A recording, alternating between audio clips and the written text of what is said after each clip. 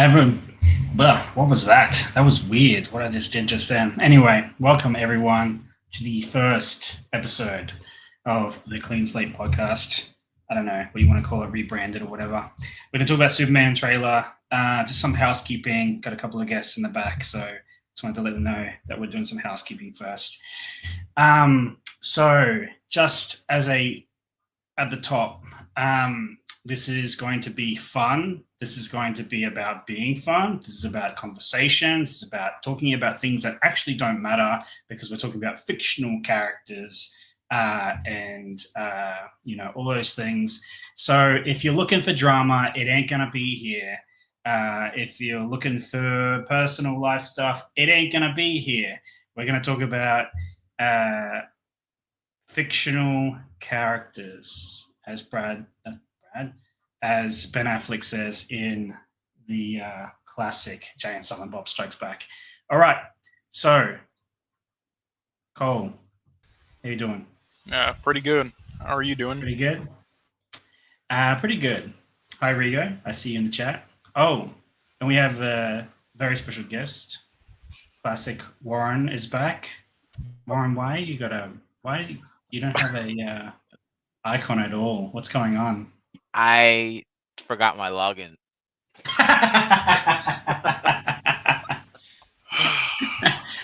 Hello, Nate. It's good that Warren's here, though, because we have to discuss something else. This is a very big piece of housekeeping, because Warren made a bet with me like 2 years ago. 2 years, because as you pointed out, Cole, in Discord, it's been like years since I've streamed that we've done this. Warren bet me that Quantum Mania would make $1 billion. And I said he was nuts. He bet me 100 USD that it would. And I took the bet because I was like, I'd pay him 100 USD if it did make $1 billion. But it did not. In fact, it underperformed. Warren, what do you have to say to this? I will be donating you $100. I'm a man of my word. Good. You can pay for StreamYards. Will do. Of course, we're using this. Yeah, well, I was going to use Discord. I'm still in the middle. I was just like, because yesterday was my surprise thing. We also have somebody else in the house. It's very important that we acknowledge this man because you made a take like that, but he made a worse take. So let's just hear his take again for however many times ago. We've got to get this guy on the stream at the same time. You guys are not thinking about the sleeper is Shang-Chi. That is going to be the Guardians of the Galaxy of the next few years, dude. That is going to make absolute bank overseas. Well, in fairness, COVID did hit. It did well considering that, and also I don't know if it actually got like a Chinese release for reasons. And they were kind of, I don't know what they're doing with like the character and everything now, but they were kind of like building him up to be one of the leaders of the new Avengers with Doctor Strange, I guess. Yeah, well, didn't happen. It's sad.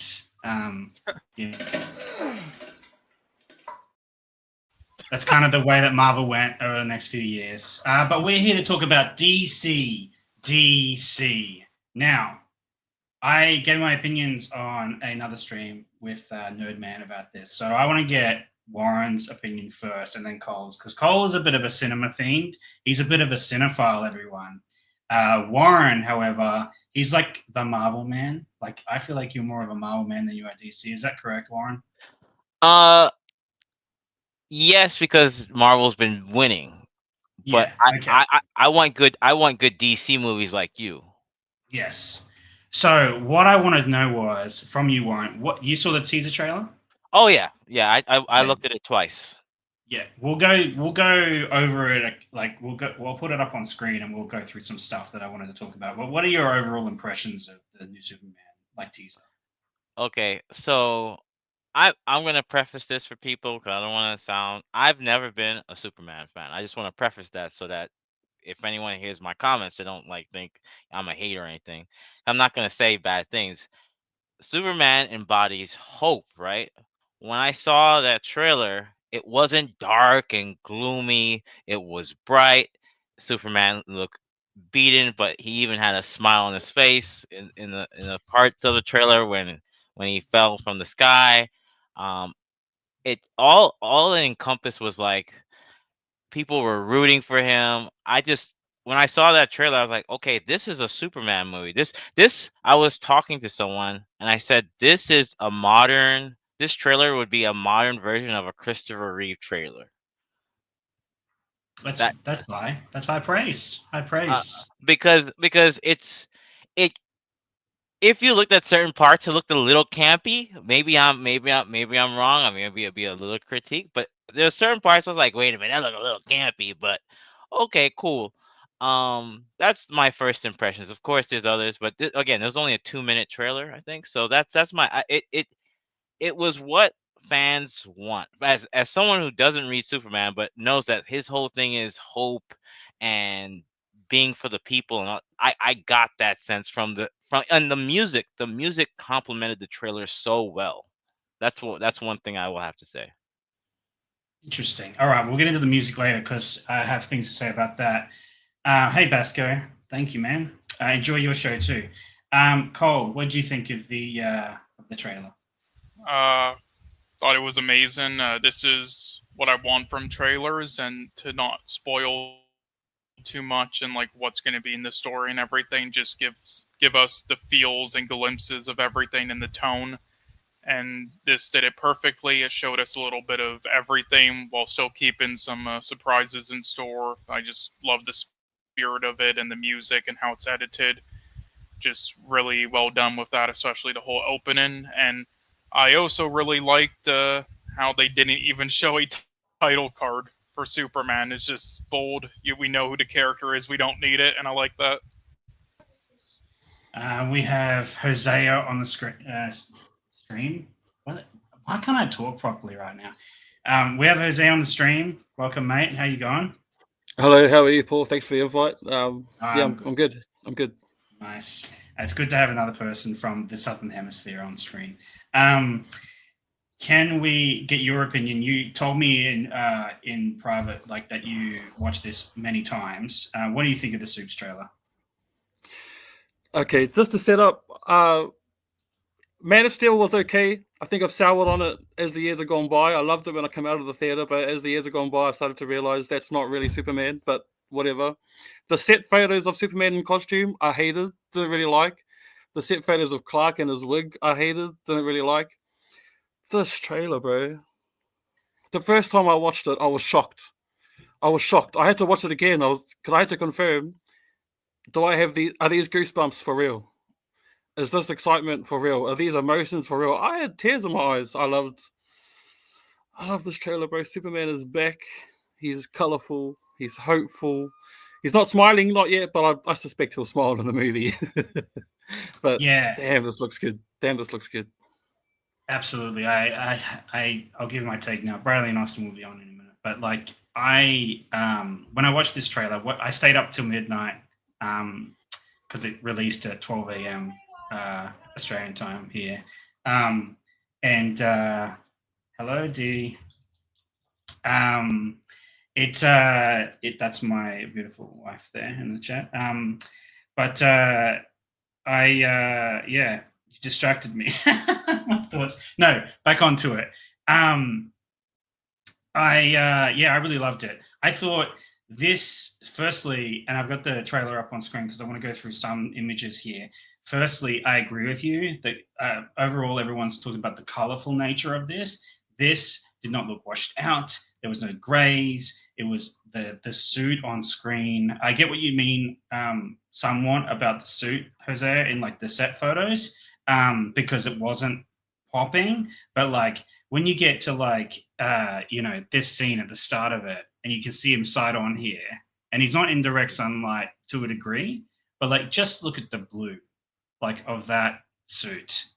It's just, it is homage to Christopher Reeve, but it is so bright and like almost like beautiful looking. Like if we get like that, look at this S, like look at that S and the yellow. It's just so like so colorful, and it's something that I don't think we've seen. I agree, since Reeves. I do agree with Warren in that way.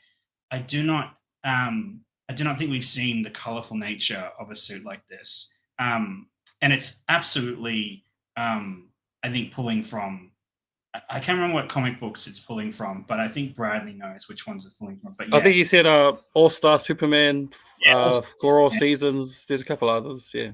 Yeah, a couple of those things. Like just I think even where the cape sort of goes in to the suit, but it's just amazing, amazing suit. What do you guys think of the suit? I I mean, really like it. I like it a lot. I mean, again, we, I'm just happy it's not bright and it's not dark and gloomy. I was tired of this like dark, like I don't know about you, but most of Superman suits, if you could go from what 1950 to, it's never been like a dark outside of what the black suit maybe, and but it's never been. I don't know. The brightness makes you look right at him. It gives you like pops out, like someone said in the chat. It's what we wanted. I mean, what people wanted. I mean, I'm a Flash fan, so whatever. But yeah,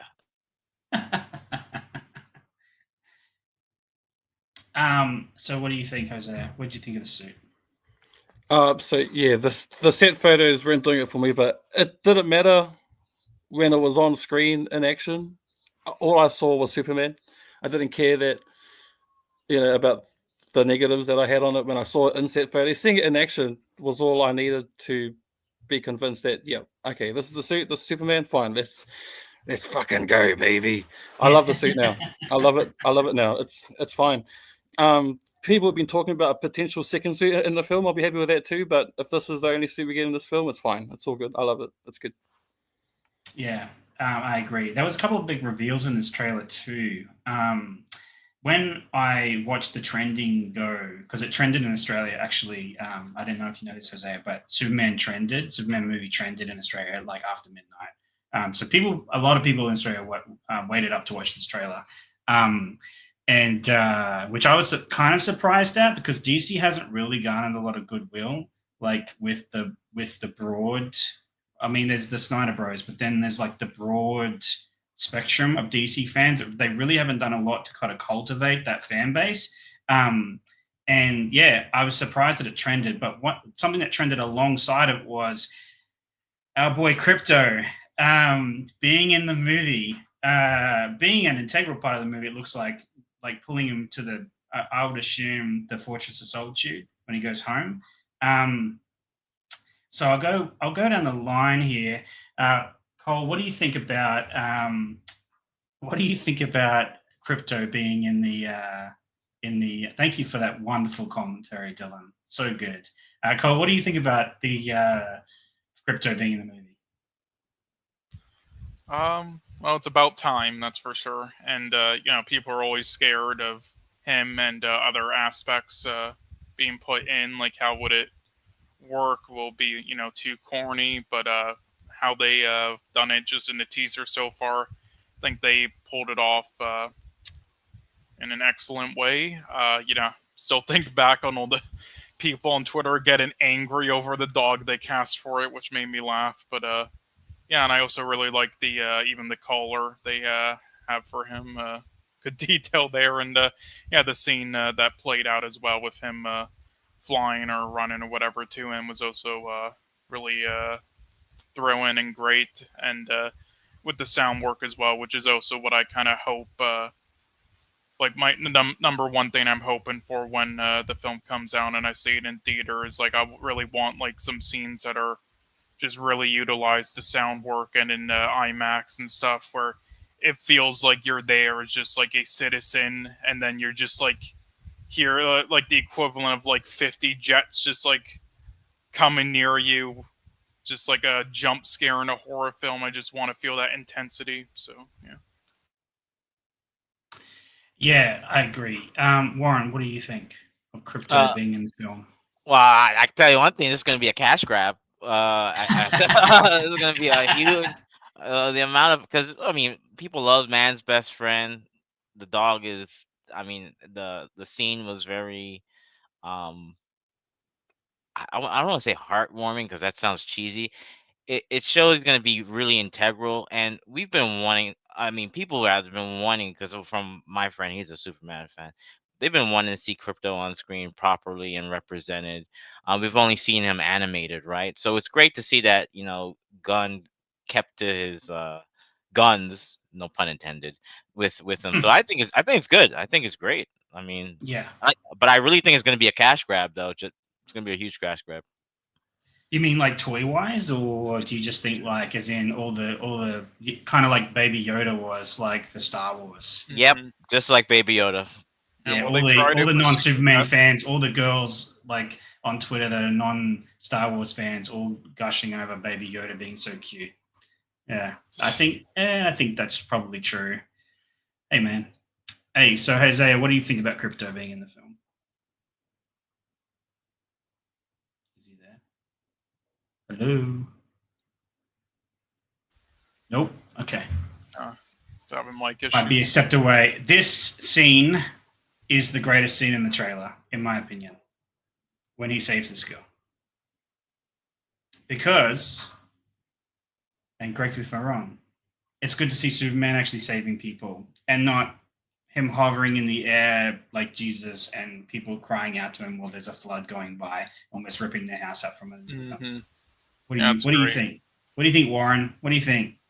I mean, that is Superman saving people. I mean, I I think the scene with the Indian kid was more when he called out his name. That Oh, you mean lifting up the flag in the yeah, war? yeah, Yeah, that to me is what really stuck out because that means that he's made an impact on everyone worldwide. Yeah, worldwide.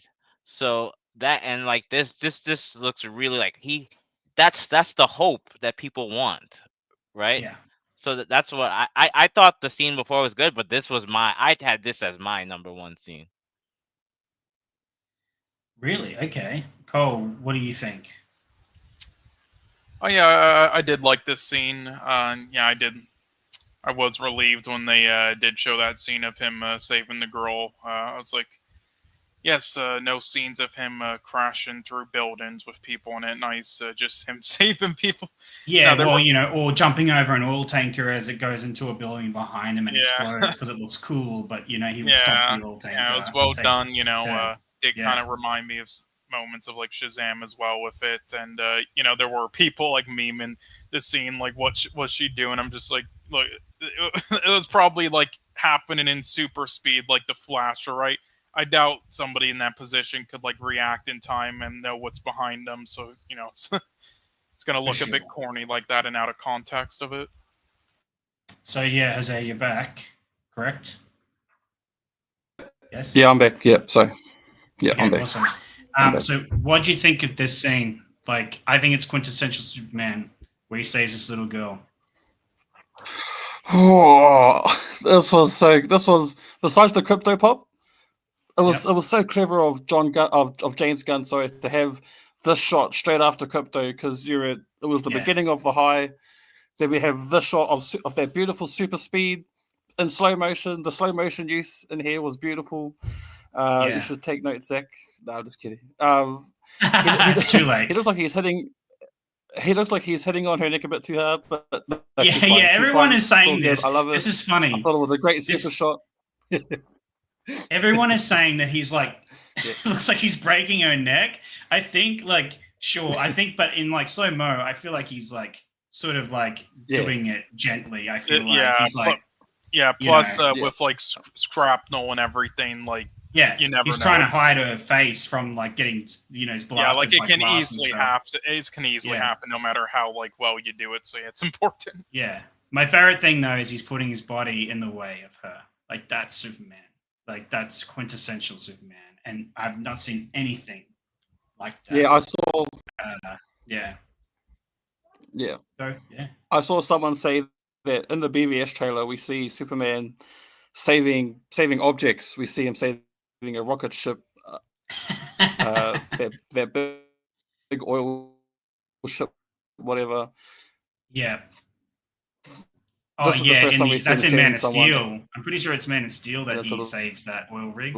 And like, I don't think he actually saves anyone in BVS, but I could be wrong. Come at me, boys. I don't care. Bradley, how you doing?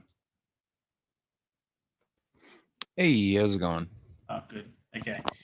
So we just talked about the suit briefly, but like the trailer overall. What do you think of the trailer overall? Do you think it's hype or do you think that trailer is fucking hype, bro? Yeah. That trailer is fucking hype. I was talking to my coworkers yesterday and just telling them, and they got a good laugh out of this. I was just telling them, like, I've been disrespected as a Superman fan the past 10 years. I've been slapped in the face with Zack Snyder's penis and vocally and mentally raped by Zack Snyder in his Superman takes. So this looks like a fresh start. And it looks great. I can't wait. James Gunn, he is cooking. James Gunn is cooking. He is cooking. I do have to just mention that, not to like smear on the show or say it's bad or anything, but it's bad though when it's real. Well, I won't say real, just classic Superman fans were like so desperate to see this for a while that they just clinged on to anything like My Adventures with Superman that even did it just a bit right and was faithful to it. Yeah. No, absolutely. How desperate Superman fans are, dude. Yeah, absolutely. Just looking at the cast list because I want to talk about that in a moment. But yeah, so we're talking about this scene here, Bradley, and I got everyone's takes on it. This is quintessential Superman. Am I not right? Like, absolutely. What would be really cool is if he's like taking a bunch of damage from his back, like his cape and the back of his suit looks damaged and stuff, and he's like just sitting there like taking it. That's like Superman. That's Superman to me. I'm really surprised we didn't see him saving a cat out of a tree because he's going to do that. Just to troll the people who like always complain about Superman doing that. So yeah. And we did talk about one of the cameos in this. So we did talk about Crypto, and I just wanted to get your thoughts. What do you think about Crypto being in the movie? Oh, Crypto's awesome. I mean, I've always wanted to see Crypto in live action, like a movie. I don't want to see Crypto utilized too much. But I really think that Crypto is going to be a really big driving force on this movie making money. And I think that's a big reason why the movie got a bunch of like views in general. It's just, you have a dog. Superman has a dog, which is just the coolest thing in the world. Yeah, Warren was right. Yeah, Warren said earlier, I don't know if you caught him saying, he said it was going to be the cash grab of the movie. Oh yeah. Like Baby Yoda was for Star Wars with all the people that aren't really Superman fans, but they get drawn in by something cutesy. Well, I think it's just cool though. Like Superman, the most like, American thing you can think of, has a dog. Like the most American thing you can have. So I just love the fact that they're just like doing traditional Superman, and he has traditional values and stuff. Okay, so what we did have is just to add on to that, if I can, Paul. Go on, absolutely. I think it was super smart to have that as the big pop in the trailer. I think fans that don't know that Superman has a dog were really hyped, really excited. Mm-hmm. I think James, I showed my nieces and my little nephews this trailer, and they love dogs. They have dogs. I think that's going to get them to the theater. I think general audiences that love dogs are going to go to the theater now because of that. It is kind of a cheap pop or like a cash grab, but I think it's beautifully done, wonderfully done. I didn't like the breed at first when he came up in the set photos, but seeing it on live action again was just, that's Crypto. Here you go, Crypto. Good boy. You're a good boy. I don't mind it being a cash grab as long as it serves a purpose. Like everyone accuses like Baby Yoda of that, but like he was integral to the plot of The Mandalorian. So like I feel like I don't mind Crypto because it's not like they created Crypto out of nothing. It's not like there's no lore behind him or like years of comics behind him to cash grab it out. But I do think that it's an eventuality. Warren's right that like people are just going to navigate, like obviously gravitate. I mean, Crypto was trending like for a little bit. Like, so, I mean, all these people go, oh, cute dog. Like, I mean, obviously it's going to be like a big. It's gonna happen no matter deal. what. Yeah. Yeah. I mean, yeah. also if I may just say quickly as well, though, since it was like one of the few others that did it. I mean, did you guys like how crypto was done in Smallville at all, or did you not like that? I watched all of Smallville. There are things that I like about that show, and there are things that I don't like about that show. I think Crypto was okay in it.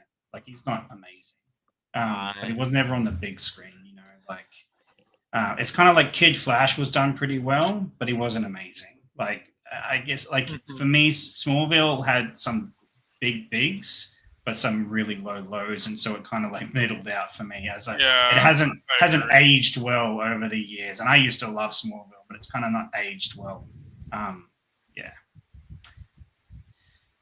So the next big cameo we see is this fella. Again, one of James Gunn's favorite actors to cast, Nathan Fillion as Guy Gardner, and his look from the comics. The bowl cut is from the comics. So I want to get a take going down. Cole first. What's your thoughts on him doing sort of? He's modernized a little bit, like he's kind of taken here and there from different comics and put them into this movie. Like if you see Hawk go behind there, she's got like a similar uniform on as Guy Gardner. So they're part of some Justice Society or some sort of team already. But like, what's your take on making a comic accurate Guy Gardner? I like it, and yeah, I like everything, on the surface so far and what I've seen that he's been doing, and with each minor character. And it will be interesting though to see like how much screen time each one will get. But yeah, so far I like it. Sorry, I forgot like the. Again, I'm not like the biggest Superman fan, so I forgot his name. Wasn't his name like Jimmy or something? Like Jimmy Olsen. Jimmy Olsen. Yeah, was he shown in the trailer? Yeah. I don't think so. Is he shown? He's in one shot. He's in that one shot with Lois in the Daily Planet. Yeah, when they're all looking at the TV screens and stuff. Oh no, that was in the teaser of the teaser. Okay, so he actually wasn't in the actual teaser trailer. Yeah. But yeah, so moving forward, Warren, what do you think of bowl cut Guy Gardner?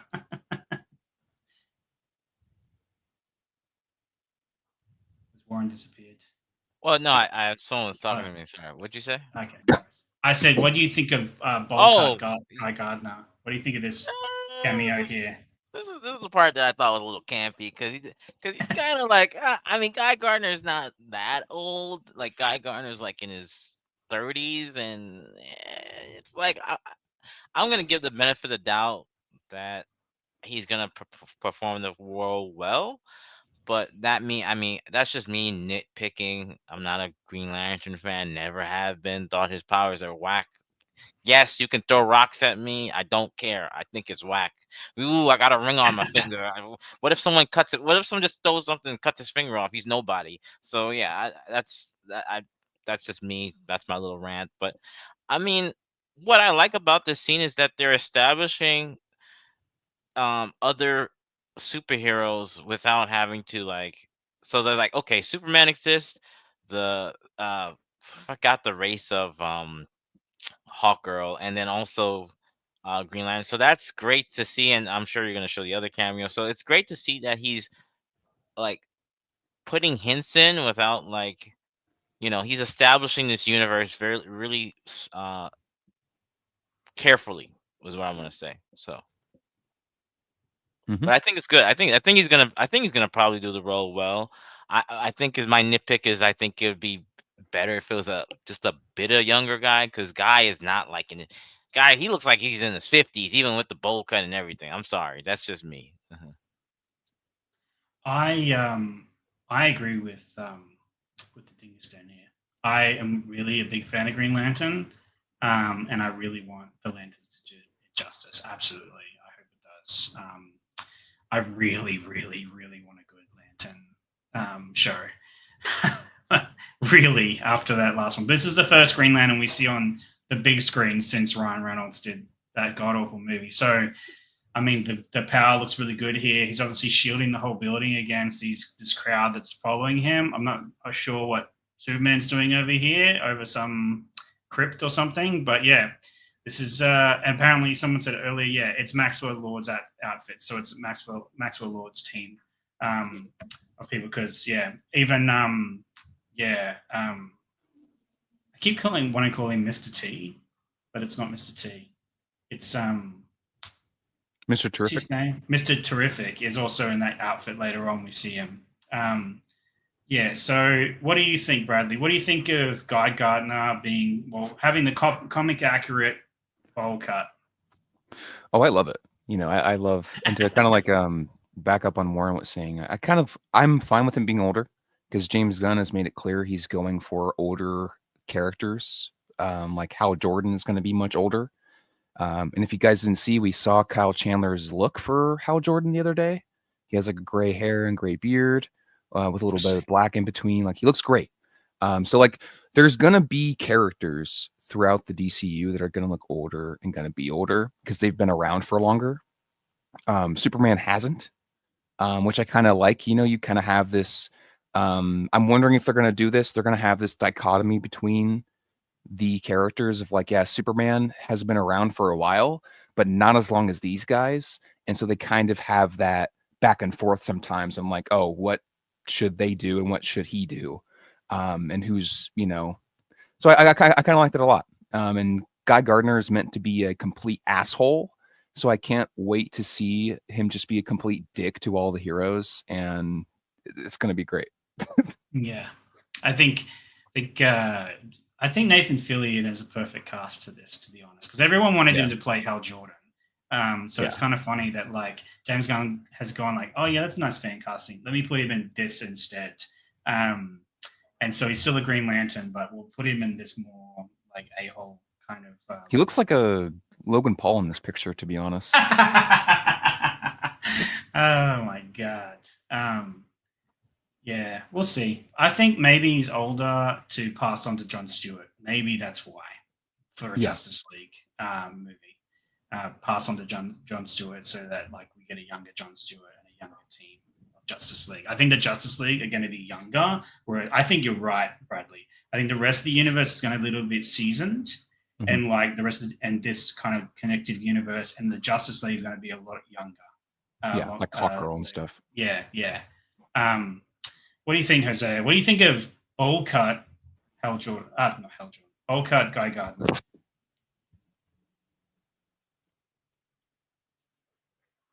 If you are there. Oh, he's muted. All right, we'll move on quickly. So there's a kaiju. So here we get like Hawkgirl's we get Hawkgirl's introduction here.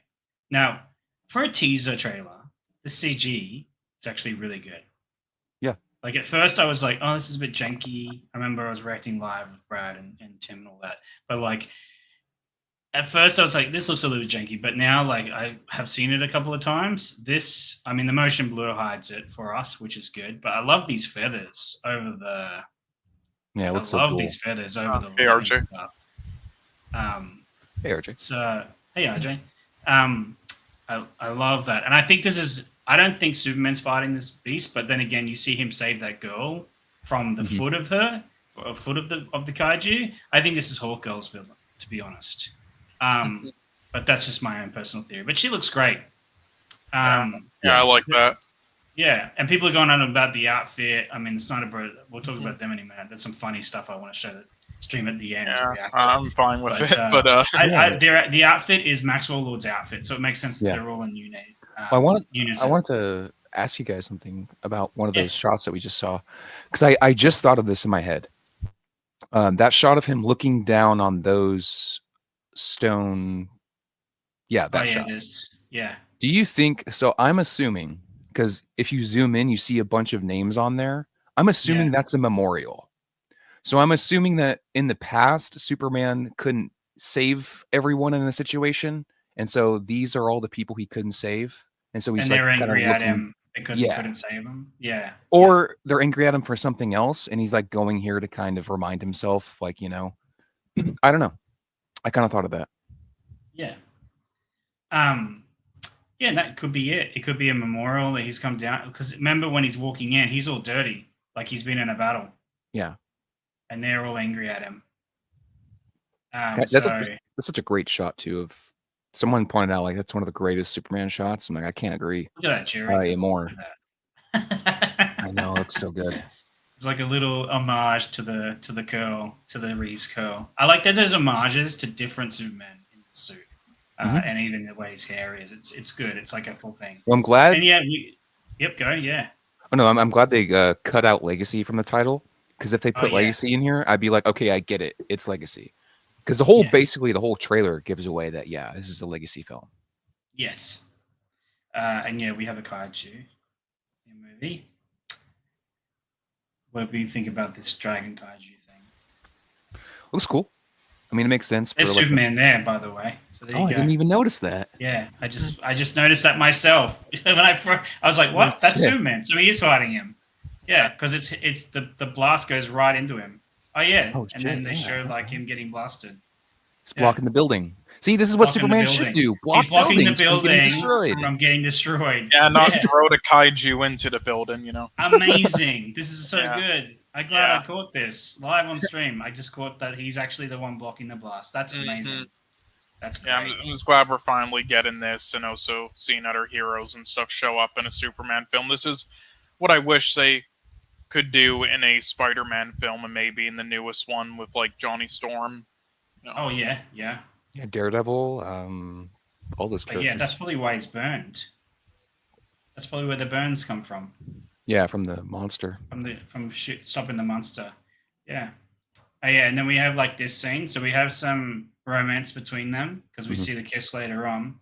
But we'll I think we'll go back to this because I want to go to this casting choice. Nicholas Hoult. This is the main reason why my missus is watching this film, because she loves Nicholas Hoult. And like I had a little bit of like a differing opinion with Nerdman, like in his stream the other day about Nicholas Hoult, about these not having any stars in this movie. But Nicholas Holt's probably the biggest star out of all of the people in the cast, besides Nathan Fillion, obviously. But like as the main cast, this is amazing. This casting. Look at the rage in his eyes. Like, can I just say too that the performance I saw of his in Nosferatu was excellent. Yep. It was one of his best performances, to be honest. So watching that movie made me even more excited for this, because he was a little crazy in that. But look at the tear. Look at the tear right there. Yeah, he's like so raging so hard, he's crying. Like he's so angry. Yeah, it's so good. You know, I've never seen Nicholas Hoult be imposing or scary or powerful, but he gives off that look in these shots that we see of him, and I'm so excited to see his acting chops pull off this role. I think he's going to skyrocket as the definitive Lex Luthor. Time will tell, obviously, but just from what I've seen, he looks like a real dickhead Lex, like a real, like we're going to hate him, but we're going to love the performance, I think. Yeah, but like there's this scene here where they show him look at that. He looks when he sees his feet by so and he good. turns around and he's whatever so he's mad, doing, man. He's ordering some people to like go, and like we see that later on. He's like, angry at this scene here. He's angry that he's just flying around. He's angry that he flew past his building. He's like this. He's like a gnat. It's so good. Superman is like a gnat to Lex Luthor. He's like, I can't get him. He's always flying around me. I can never get him. I can never get him. Yeah, I can never tie him down. And then we get like this amazing shot of the fortress growing. So this is great. Oh, it's so good. That there. Oh, so good to see an accurate. Well, I like this is cool too. Oh, go. No, I just like how the fortress comes out of the ground, and it's not just like sitting there like still. I've never been a big fan of the fortress just being like this giant ice thing in the middle of the Antarctic. Like anyone can see that if they go to the Antarctic, you know. Yeah. But I like how it comes out. Yes. Do you know what I love about this trailer? Just quickly, is that it feels like we're visiting this world instead of heroes being put into our real world. You know, it feels like we're visiting this fantastical world with kaijus and all types of different amazing shit. Fantastical. That's what I really loved about this trailer, is that we're visiting the DC universe. We're getting our first glimpse at it. It's full, it's rich with characters. Guy Gardner, I missed out on speaking about that, but he looks like a prick, and I can't wait to see him be a prick. Yeah, he looks like someone that's going to absolutely. get on my nerves, and I'm going to love it because I like characters like that. It's a little bit like me. So I can't wait. This is something too. JG pointed this out actually on No Man's Stream, so shout out to JG. But look at this. So the purple and green armor. These are Lex troops, and it's like, look at his suit. Look at the suit that he's wearing. Like, it looks very much like Lex's suit in the comics. Like, this is like early versions of the suit, I feel like. But this is exosuit. This is really cool. Like, and they're obviously firing on Mr. T. There's Hawkgirl there. Mr. T. I keep saying Mr. T. Mr. Terrific.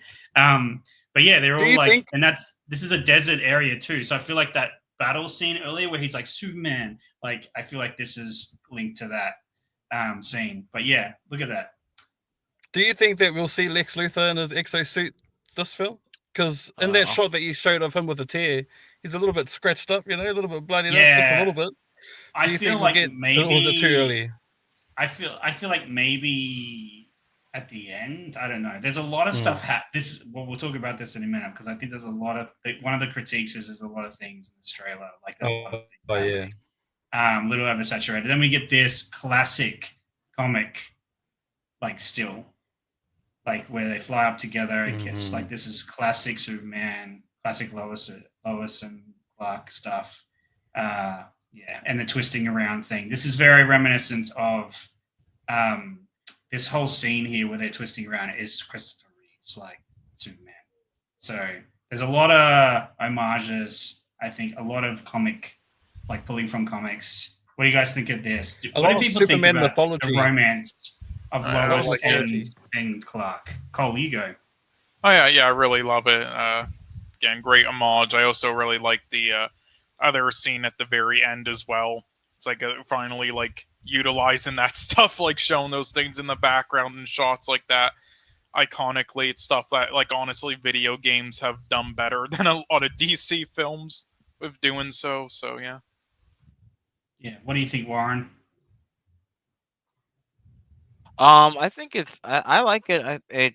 It's paying it's a very subtle homage to like classic Superman, embracing Lois, and so I thought the scene was good. I mean, I was just not to diverge. I was just happy to see Mr. Terrific, because again that establishes something else, and then if that's the Maxwell Lord suits, then that establishes something else. So that's theories later. So there's so many things going on in this trailer that makes me wonder that this is just the tip of the iceberg when it comes to the DCEU.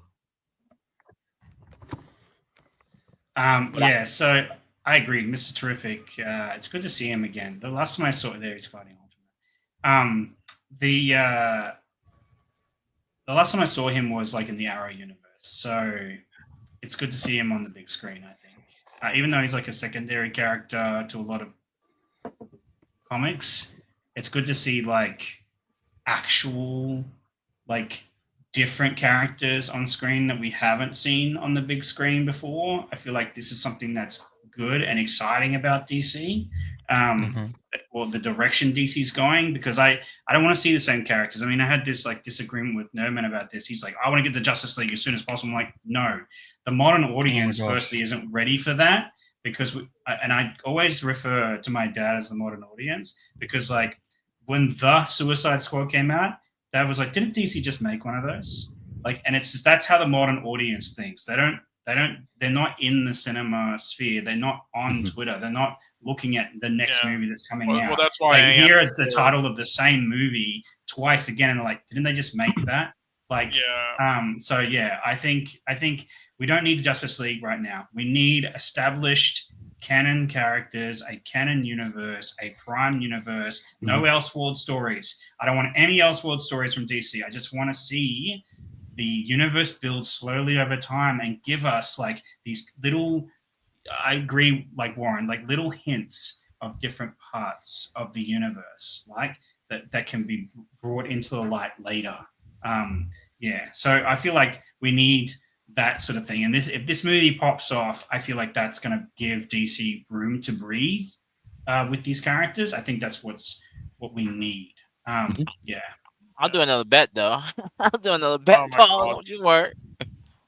I'll lose another Well, we'll bet. get to that at the end. I'm curious what people think it's gonna make.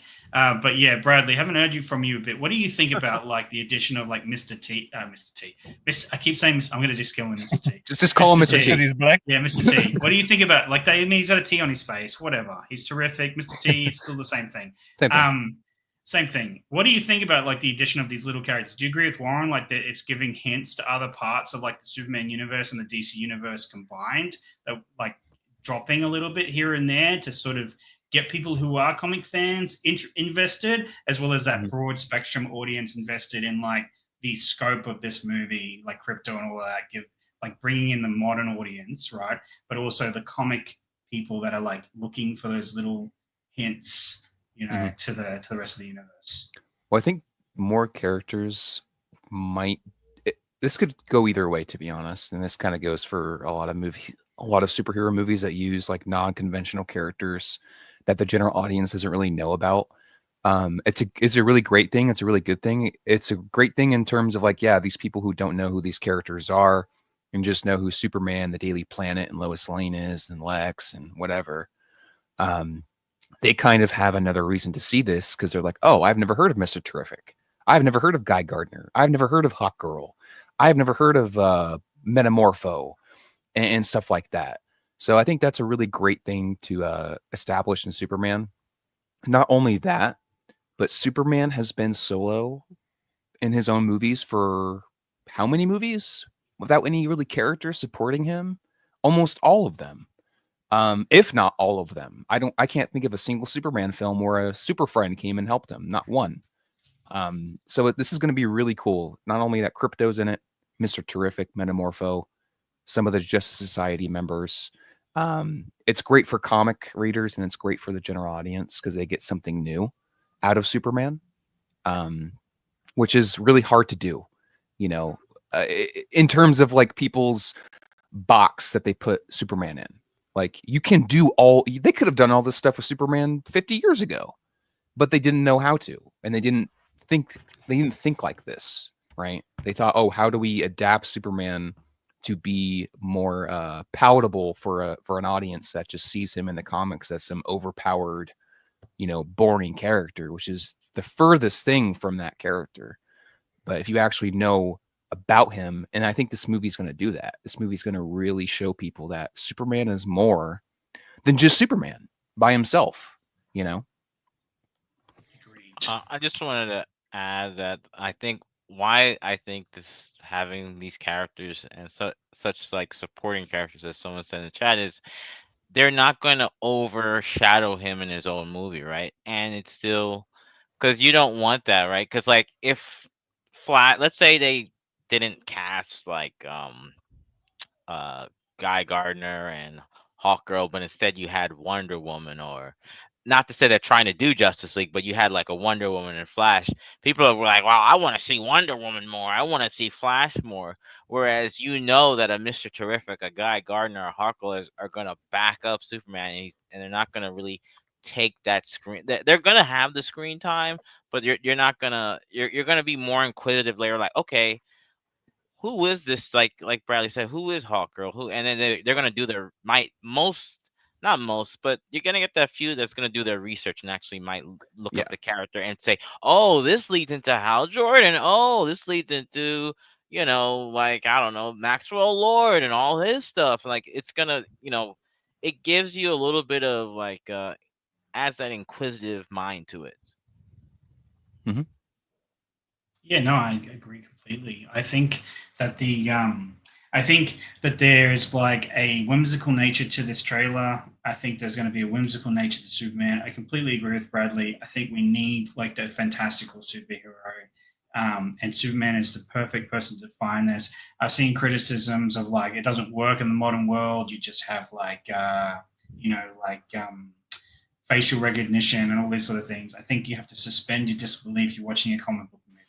Like I think and Superman won't have that tech. They just won't have that tech in the movie. They won't show it. This is not based. And Bradley's right. This isn't based in our reality. I think Hosea said that. It's not based in our reality. It's based in DC's reality. So it's in another world that's similar to ours but different.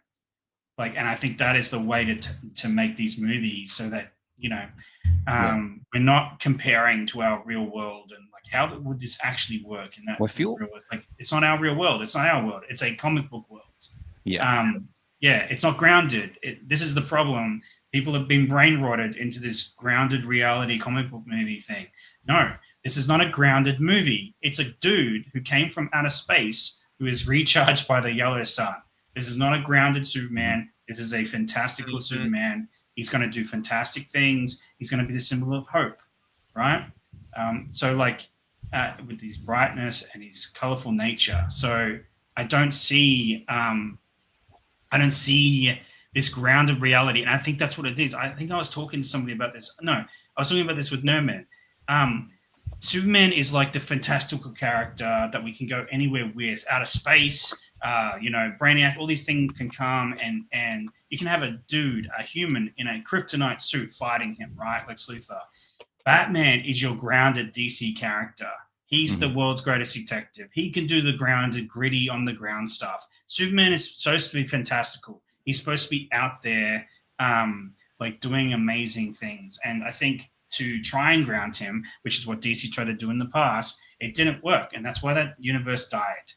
Because it just doesn't work. Grounding him, making him not the symbol of hope, making him question who he is not the route of Superman. Superman knows who he is. No. He knows that he is the symbol of hope. He knows why he's been sent to Earth. Let alone a 35-year-old Superman. Yeah, exactly. And also with all the other characters as well. I mean, James Gunn has a deep history of just inserting a lot of kind of D-list comic characters and elevating them in his films. So Guardians of the Galaxy. Yeah. If Guardians of the Galaxy wasn't made as a movie, no one would know who the fuck they are or care about them, you know? Hey, there's a tree and a raccoon? What the hell?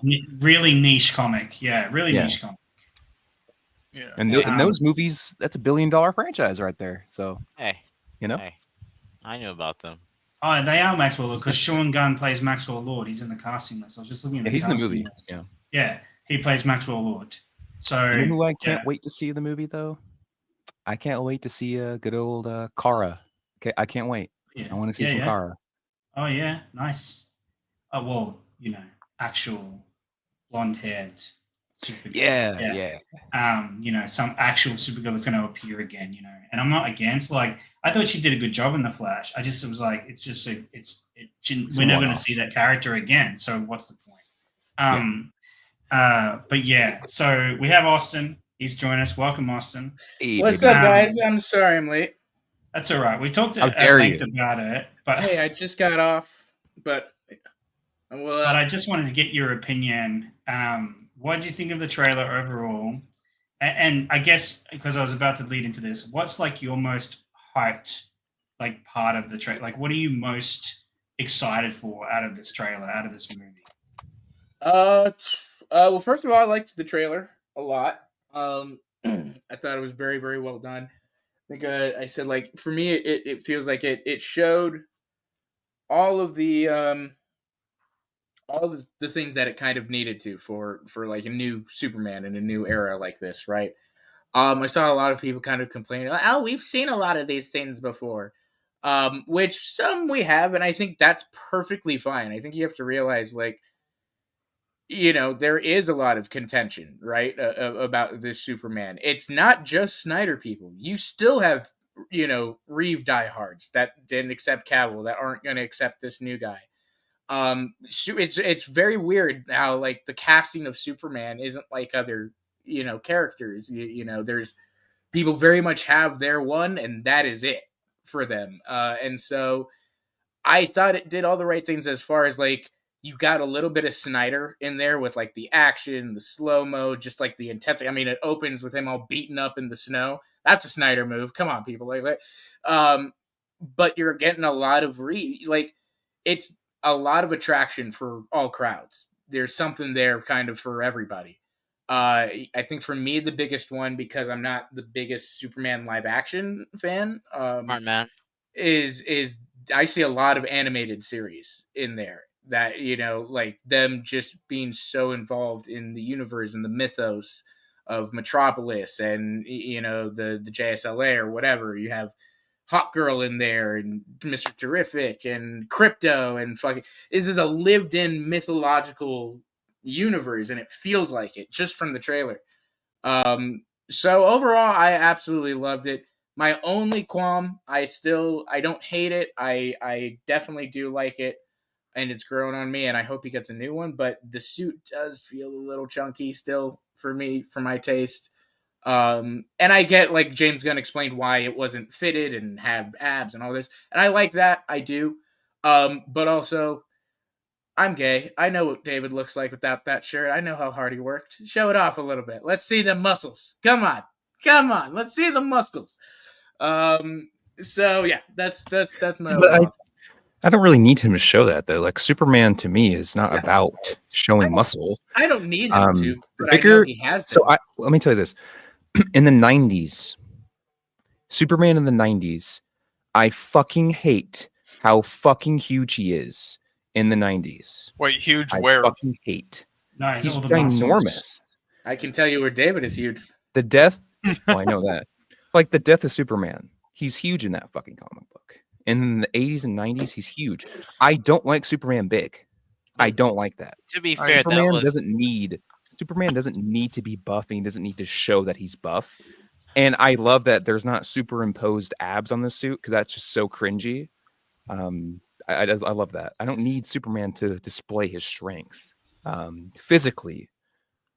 I mean, to be fair, brother, that was the style, right? Of like because that was even shown in X-Men comics where like Cable was ginormously huge. So that I think that's more of a testament to that era It's the of art style. the art style. But I do agree, Superman is like slender, but not very fit, but not overly bulky. He's not a massive.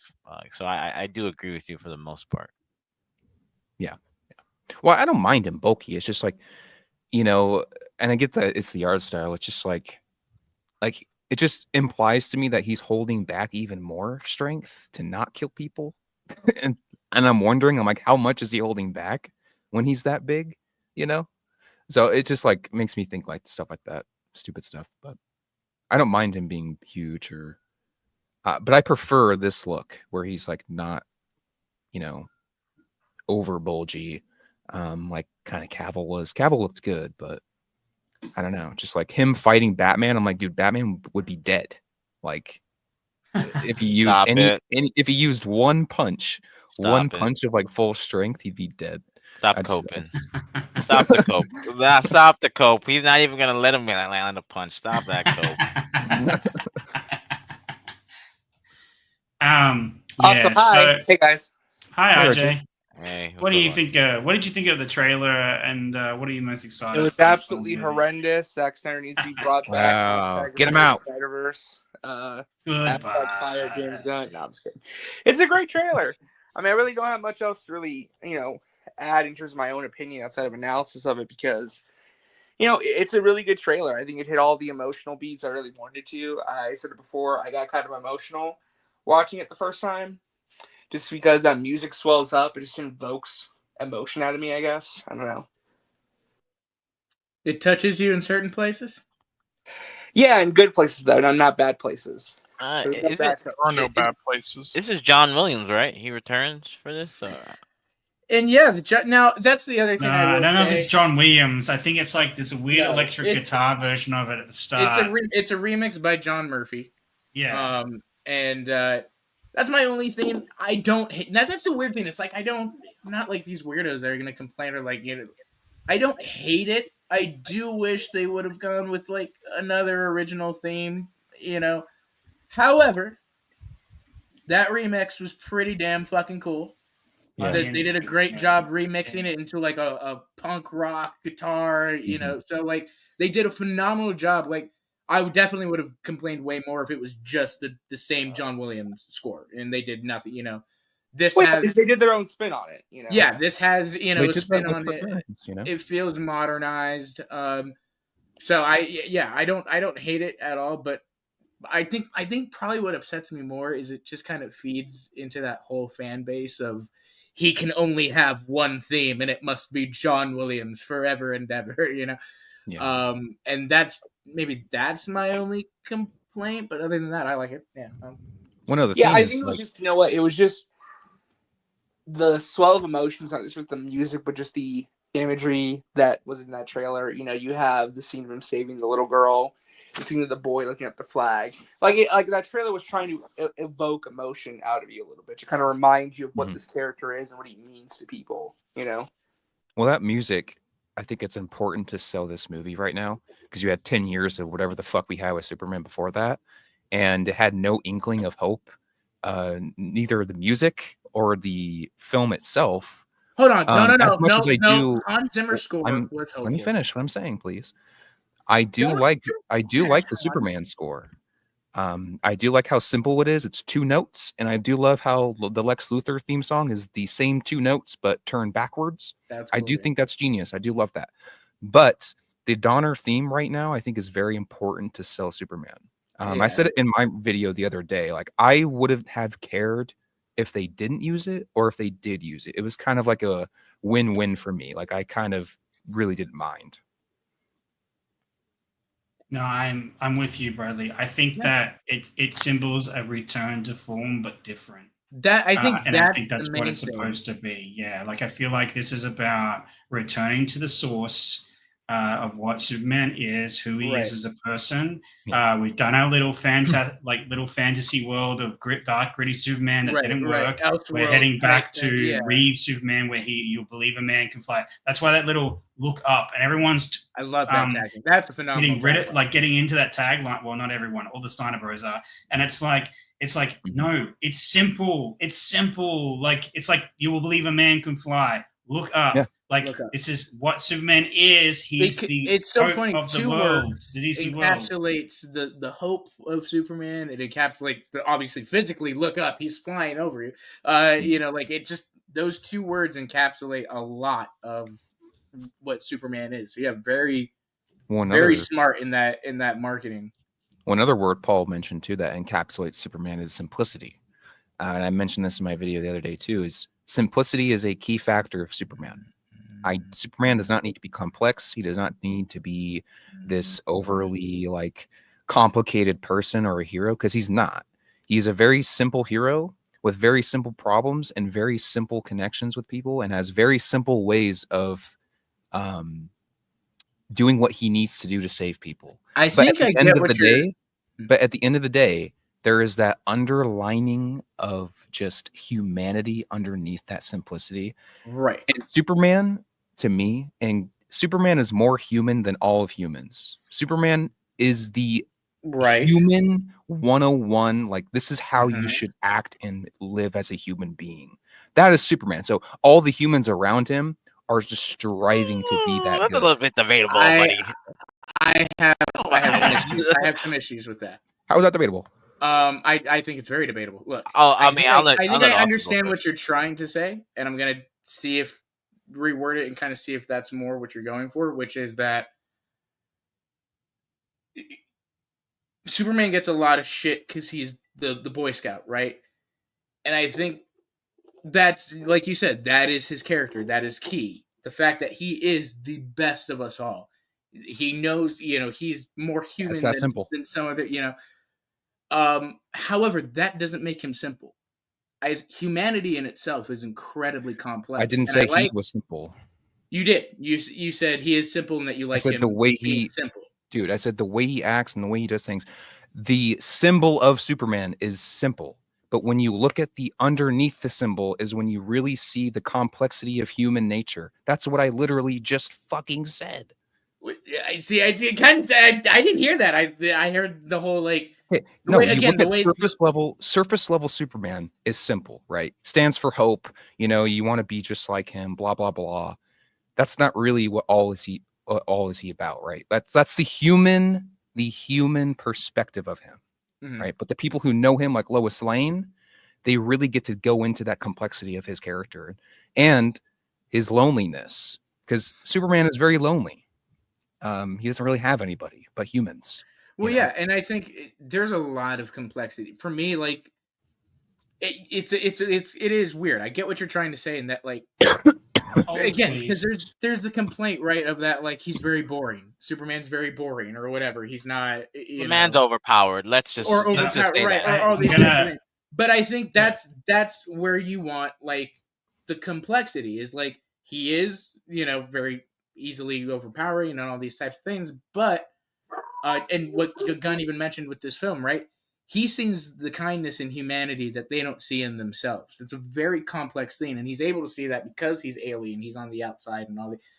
And so I'm very interested in seeing that, and seeing him almost looking for the good in Lex Luthor, or in some sort of way, or oh my god, resisting. I'm rotating some people out because I can only put 6 people on screen at a time. Because listen, Warren, donate that $100 USD. So you should have told me, man. I could have had you share on my StreamYard. But are you talking through a fucking barrel? Listen, I know you're in the UK, bro, but he's. I forgot where he's in now. Vietnam. I forgot. Are you good? Yeah, I'm good. Wait. Okay, all right. Okay, he's in back where he's at. They have the tin can and a string. That's what he's doing for the. I don't know what he's doing. Are you good? Are you able to speak clearly? Am I better now? Yeah, there we go. There we go. Okay, all right. I'm going to rotate some other people out so people can argue with people. All right. Yeah. So I'm gonna. Should I move my stream until 6, Paul? Maybe. You want to? No. All right. I'm gonna put. Oli, I'm gonna put you just in the back room for a little bit, okay? I'm gonna pop on Hosea because he's got limited time, I think, and then. I won't stay that long. Yeah, you go at it, Nerd Man. Tell us your critiques of the Superman trailer. I don't have a critique of the trailer. I have a critique of more what I'm seeing is. I mean, I do have critiques of the trailer. The only 2 critiques is the hair and the TV-ishness of some of the shots. But it's not a major thing. My eyes kind of almost adjusted to it after a while. But by the way, hi, Wild Horses, man. It's been a long time. That's you, Warren. You are Wild Horses. But hello, Nerd Man. How's it going, bro? It's going great. I can't wait to hear your BS. So go ahead.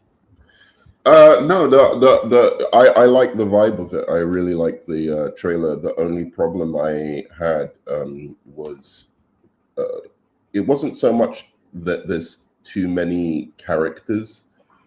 I don't like that there's not enough Superman characters, and I mentioned that of all the characters I wanted to see in Superman lore, like turn up on film, Crypto is like really, really down there. I mean, it's not. I don't mind Crypto in it. I actually kind of like it. I kind of dig it, but like, there's about 50 more characters that I'd be much more interested in seeing from Superman lore that have never seen the light of day in movies that people have been clamoring for years. And people are now. Superman movie? I just like in an older one. No, he's never been in a live action. Only in television. Okay. No, but so for instance, I don't like the idea that we're having another Superman facing an evil Superman. We've done that before. It's kind of like Superman versus General Zod. We're having Superman versus Lex Luthor. We've done that before, even though I love the look of this Lex Luthor, and I think it's going to be the best version of Lex Luthor we've ever seen. And I'm really happy with that because Lex Luthor is one of my favorite villains. So I'm not too up in arms about that. But yeah, we've done Lex Luthor before, and to do Lex Luthor and some kind of Ultraman stroke Zod stroke evil Kryptonian or clone of Superman, via what's it called, Solar Man or whatever the fuck was in Superman 4. I just think it's a little limited, and I think it would have been much more interesting to have Lex Luthor team up with like maybe Lex Luthor and Parasite. That would have been cool. Or had him take on Brainiac. I mean, AI is a big thing right now, and that's the. I don't want Sorry, to go interrupt. Sorry to interrupt you. Yeah, go on. No. Brainiac's a bit much. I think you need a little bit more. And the thing about Brainiac is you start getting Interstellar, and you want to keep it grounded right now for now. So I do agree, Lex. I do agree with 70% of what you're saying. We've been through, if we were to go through Superman movies, it's mostly Lex Luthor. We don't get like we're not getting like a Metallo. Like a Metallo would have been different of a villain, Yeah. right? Right? Yeah, And then exactly. you could have Lex Luthor appear at the very end, like, oh, he was the one behind it or something like that.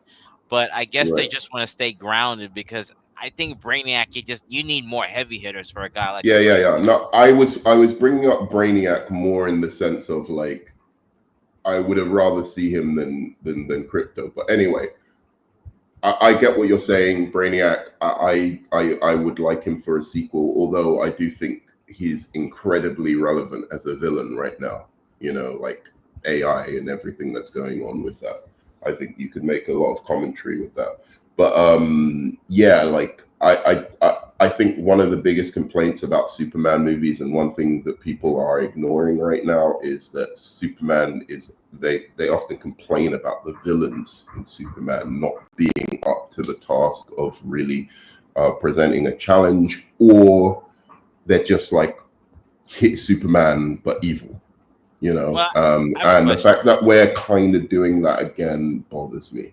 I have a question. Yeah, Can that's my someone biggest answer? right. I don't know, Bradley or Nerdman or whoever on here. What age is this Superman? Like I don't know. I think 20s. I imagine like late 20s. 20s. Because Late 20s. James has said that he's been around for a while. We just don't know exactly how long. So I'm assuming like probably about late 20s, early 30s, maybe. I mean, the only other thing. Okay, Paul, thank you. The only thing I could think of is that if you really wanted to be obscure, right? Now this is going a little bit too much. I could see a Lobo here, but that's a little bit too much, right? Like I could. That'd be cool. That'd be cool, but I Lobo don't. would be insane. If Lobo, that mask was to come off and it was Lobo, I'd be. because I think that's someone that would challenge Superman in so many aspects, right? And it's a I different wouldn't character. want James Gunn handling Lobo, to be honest. Oh, stop it. I'm glad he's not. I think that would bring out more of his James Gunniness, and I'm glad that he's going away from that for Superman.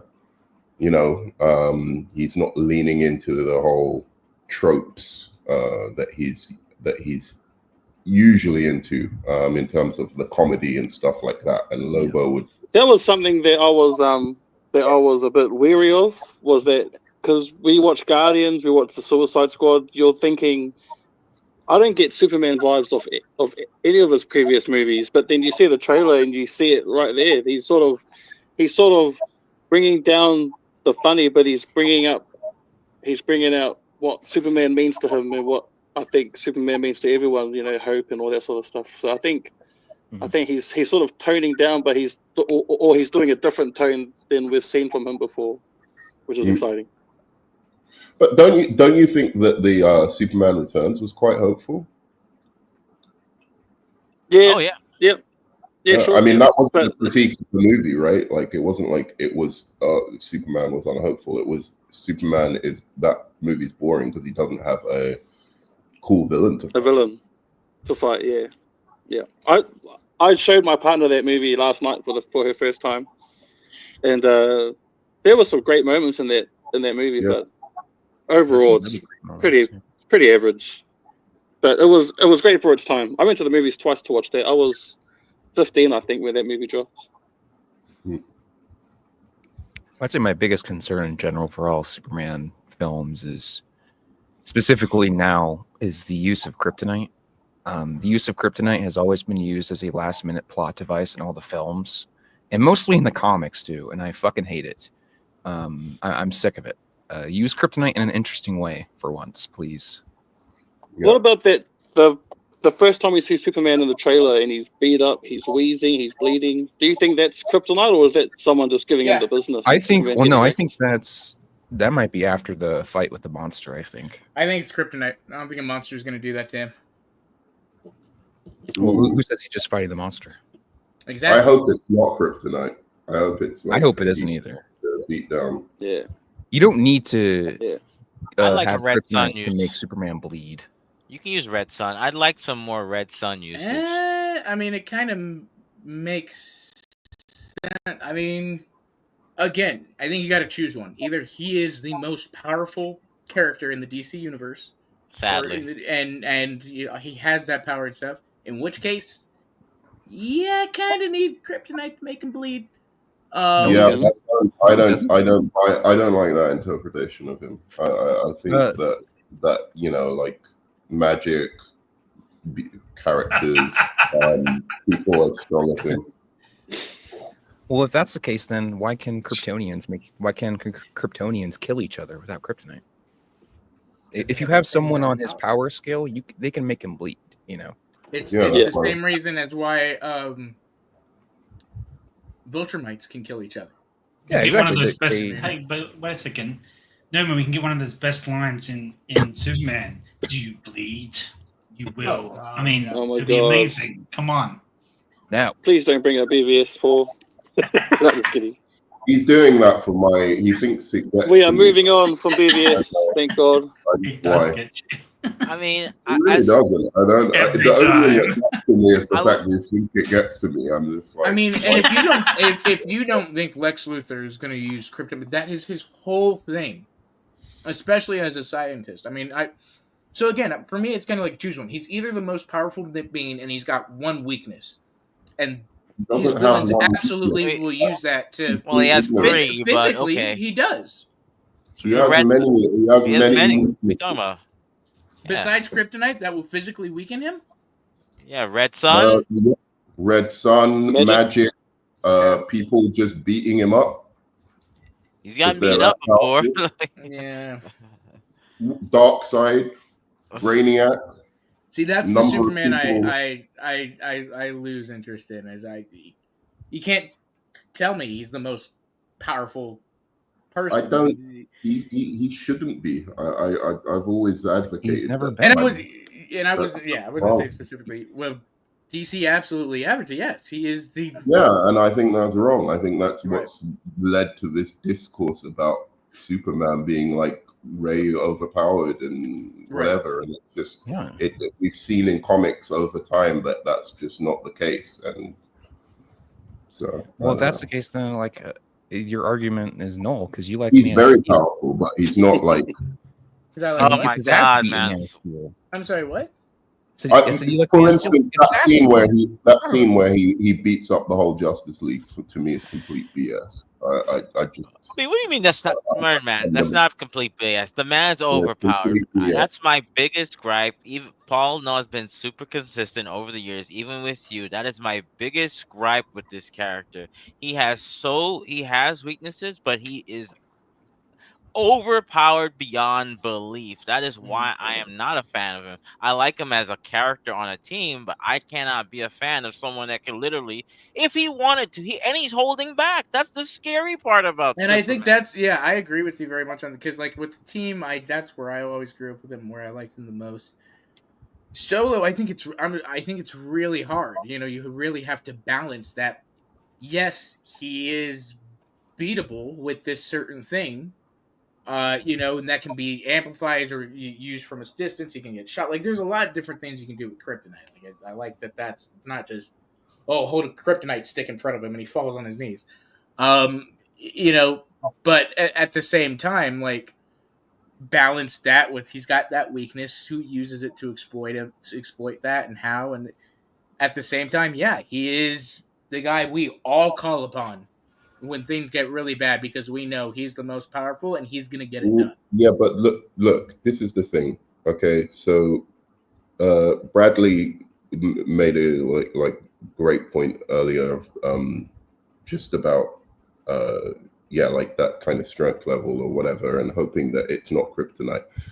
The thing is, you look at like something like kryptonite and you think, well, he can fly away at super speed, right? Like, what are we doing here?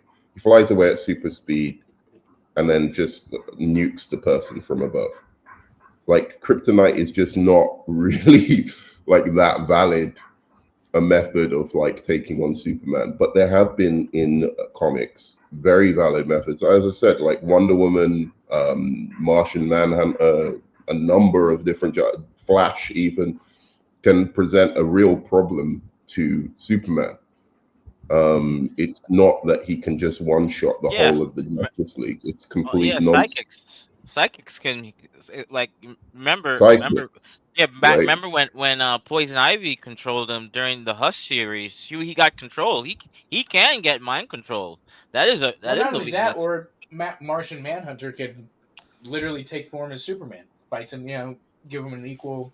Yeah, there's a lot of different things that, sure, outside the kryptonite that once were there, I'm all for that. Yeah. Well, I think that's why the opening trailer. Oh, sorry. Go ahead, Austin. I didn't mean to interrupt you. Oh no, just last thing is, I think for me the big thing is, I think the emphasis on this Superman, these films and stuff is, yes, we're gonna get other outside threats, but it's Lex. Lex has kryptonite in that suit. He injects kryptonite into himself. That man is all about kryptonite, and I think that's gonna be like, I hope to see Lex in his suit in this movie and go toe to toe with Superman. And one of the reasons that he's able to go toe-to-toe with Superman, it's not just the suit. It's not just the suit. That suit is embedded with kryptonite, which weakens Superman, which gives Lex a chance. It's too early for that. It's also his intellect. I mean, that's the biggest weapon against Superman as well. It's just somebody who's really, really smart and can, like... I mean, I always... Definitely the smartness, like, takes over, for sure. But I always thought, for me at least, like... Because growing up with the animated series and Justice League, it's like, you need both.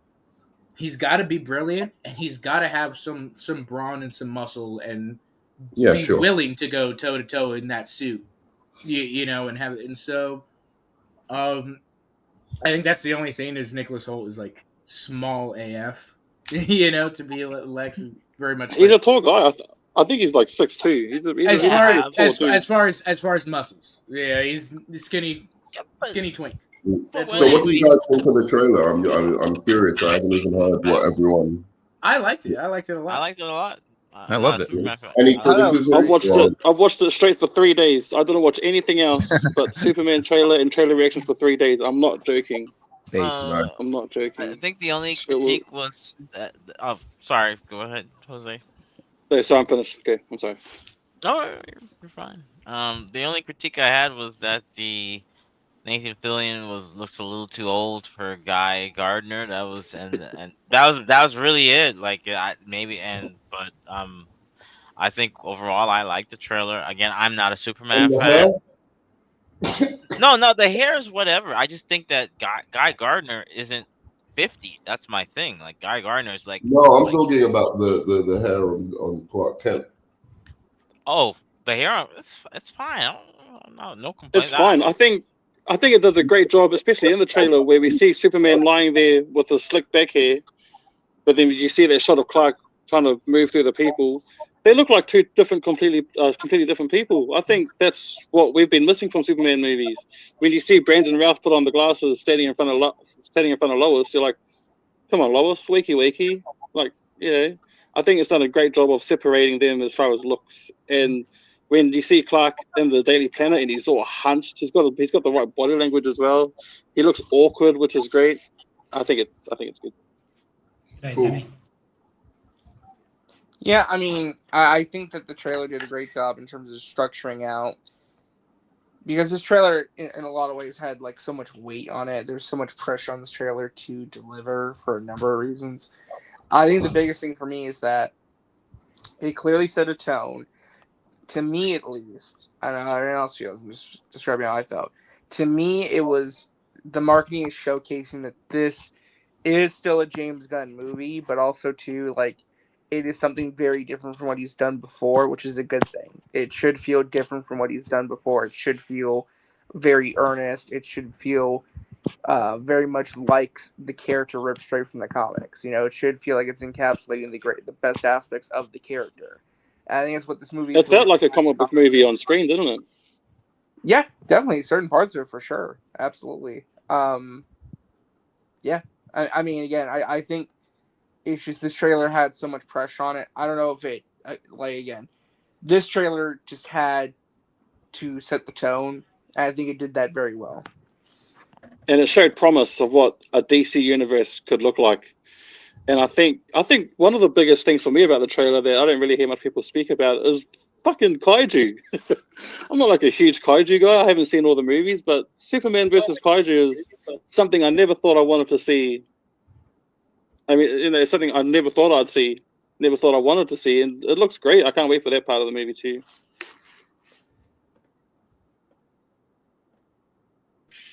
I just can't wait to see No, more stuff with Crypto.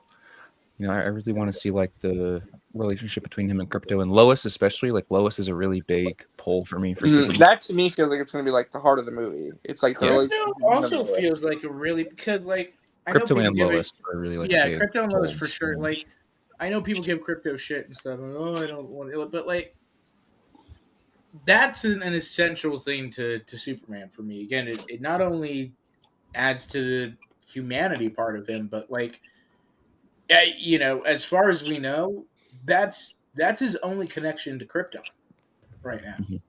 Mm-hmm. It is Crypto is home, you know, for him, and there's got to be a very special relationship with Crypto and stuff that I think. Not only have we not seen that on screen, on you mean sexual? Hey now. There's only one person that can take a Superman fuck, and it's Crypto. Anyway, climaxing Clovis. We're gonna get a. I think it does a great. I think the inclusion of Crypto does a great job of separating this Superman movie from any other Superman movie we've seen before. Yes, instantly, as soon as you hear that bark, as soon as you see his fluffy, mangy, beautiful fur, it's okay. This is a different Superman movie. I think it's two of the greatest things that you could ask for in a comic book movie. It's fantastical, and it's relatable. You have a super dog that's going to carry bloodied Superman back home, but it's a dog. It's man's best friend. Yeah. It is literally something everyone appreciates a good boy. Right. Yeah. And so, yeah. Give him some super treats. You're hitting all the right notes, I think, with doing something like that. And then again, like the rest of the trailer, you have, you know, him at the Daily Planet. You get, you know, kind of the Snyder slow-mo. You get the Reeves hopefulness. It just feels like this is the kind of unifying blend we need to get a Superman that we can all get behind and really separate the haters and go, okay, now you're really just fucking nitpicking, because there's something for everybody here. Well, I have a question. Oh, yeah. Sorry, go ahead. No, go ahead first. That's fine. I was wondering, what do you guys think the runtime will be for this movie? Because I've seen a lot of people say that it looks jam-packed, which it kind of does. You know, I was a bit overwhelmed watching the trailer for the first time. It looks pretty packed, but we've seen James Gunn handle a gang of characters before. It looks like there's going to be a lot of story threads, a lot of plot lines. How long do you think the movie will be? Or does it need to be? My assumption is confirmed it already to be like 2 hours and 25 Yeah, he or didn't. something. He said Yeah, it's under 2.5 hours. Yeah, but it's going to be like about, my guess is like 2.5, I guess. 2.5, 2.15. Yeah, 2:20. 2:20 would be perfect, probably. I don't know. I don't There's see so them much. going There's so much. It was 2 hours and 10 minutes. That's the last I heard of it. I don't think it looks overpacked, to be honest. The one thing I'll say about James Gunn is, like, somehow through some, I don't know, like some black magic, he's able to take like loads of characters and flesh them out, or not I mean, give them enough space where it doesn't seem like it was like such a short movie. Yeah, it's called So good writing, I'm not really that bothered. No, it's not, because it's At the he same time, I usually think just quips and jokes and whatever, and people confuse that for character development. But whatever, he's able to deal with ensemble casts quite well. well, If there's one set I of think one of the characters, I most- think that's going to get the less shine. But like, if there's one set of characters that might get the less shine because you've got all these villains, Rick Flag, yada yada. I think it might be the Daily Planet workers, like your Cat Grants and your what's which his will name? be stupid. Perry White, Agree. Jimmy. Well, it depends on the story. You know, the characters are there to serve the story. So wherever the story goes, the characters are there to serve the story. So I think they might get the least shine.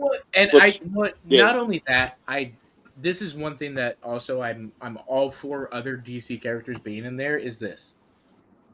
Let's look at the history of solo Superman movies, right? First one, huge, phenomenal, did great. They all start going down from there. And I don't think this is going to happen forever. Second one was pretty good, though. I think, even though it was a mishmash. Right, they start going to like is financially. I'm not saying that the Superman is a weak character or doesn't deserve these. Like, I just think it's part of the audience getting used to him and getting him on screen. I don't think this is going to happen forever, but I do think right now, cinematically, where we're at with Superman, he needed to have other DC characters in his film. No, he didn't. I mean, you look at to make the universe feel lived in. Not only that, you look at there are a couple comics that I think it's Superman Man of Tomorrow that I like a lot, where it's one of his first kind of entries into the DC universe, and he's teamed up with Martian Manhunter, another alien that he can kind of relate with, of being alone with on this planet and these types of things. So that was one of the best parts about that story. Yeah. Right. And so that for me, I always had in my head of like, I think it's important for him to have other DC characters in this iteration. Like, and I think over time, this Superman is going to be the one to get people behind, like, oh yeah, this Superman can lead a movie on his own without DC characters. And I think this is my theory, but based on what he said about the movie, about Superman's place in the DCU, where he's kind of like a very old-fashioned hero. He's like kindness in a world that kind of disregards the kind Gene Willikers, whimsical nature of stuff. Like he's not special, and like he's not perceived to be special, I should say.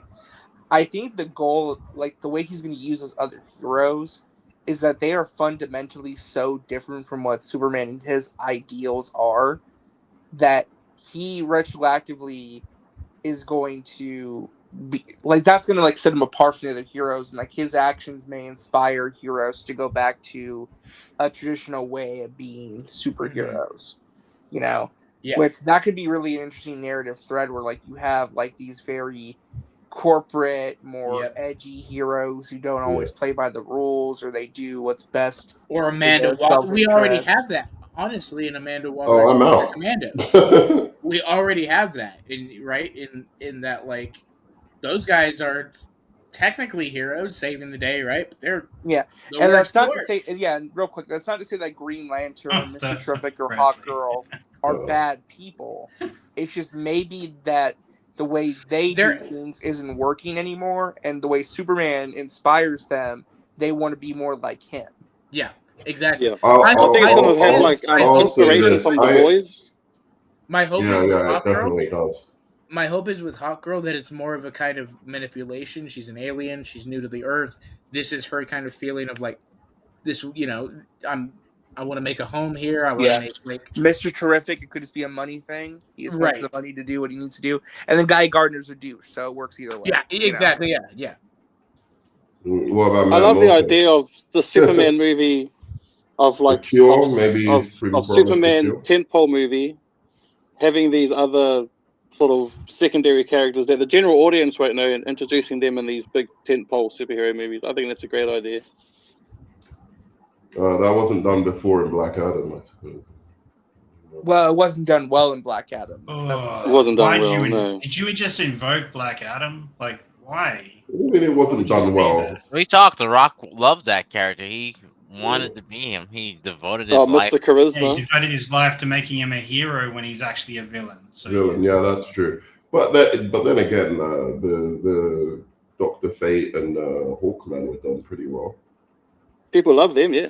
People love them in the movie. They were good. They loved them more than Black Adam. I just want to say the Superman movie, though, this movie has to do very well because DC has just been piggybacking off of Batman. So this movie, the fact that this trailer is getting a good reception is already a good start because, I mean, remember we just, and I'm not trying to segue from the conversation.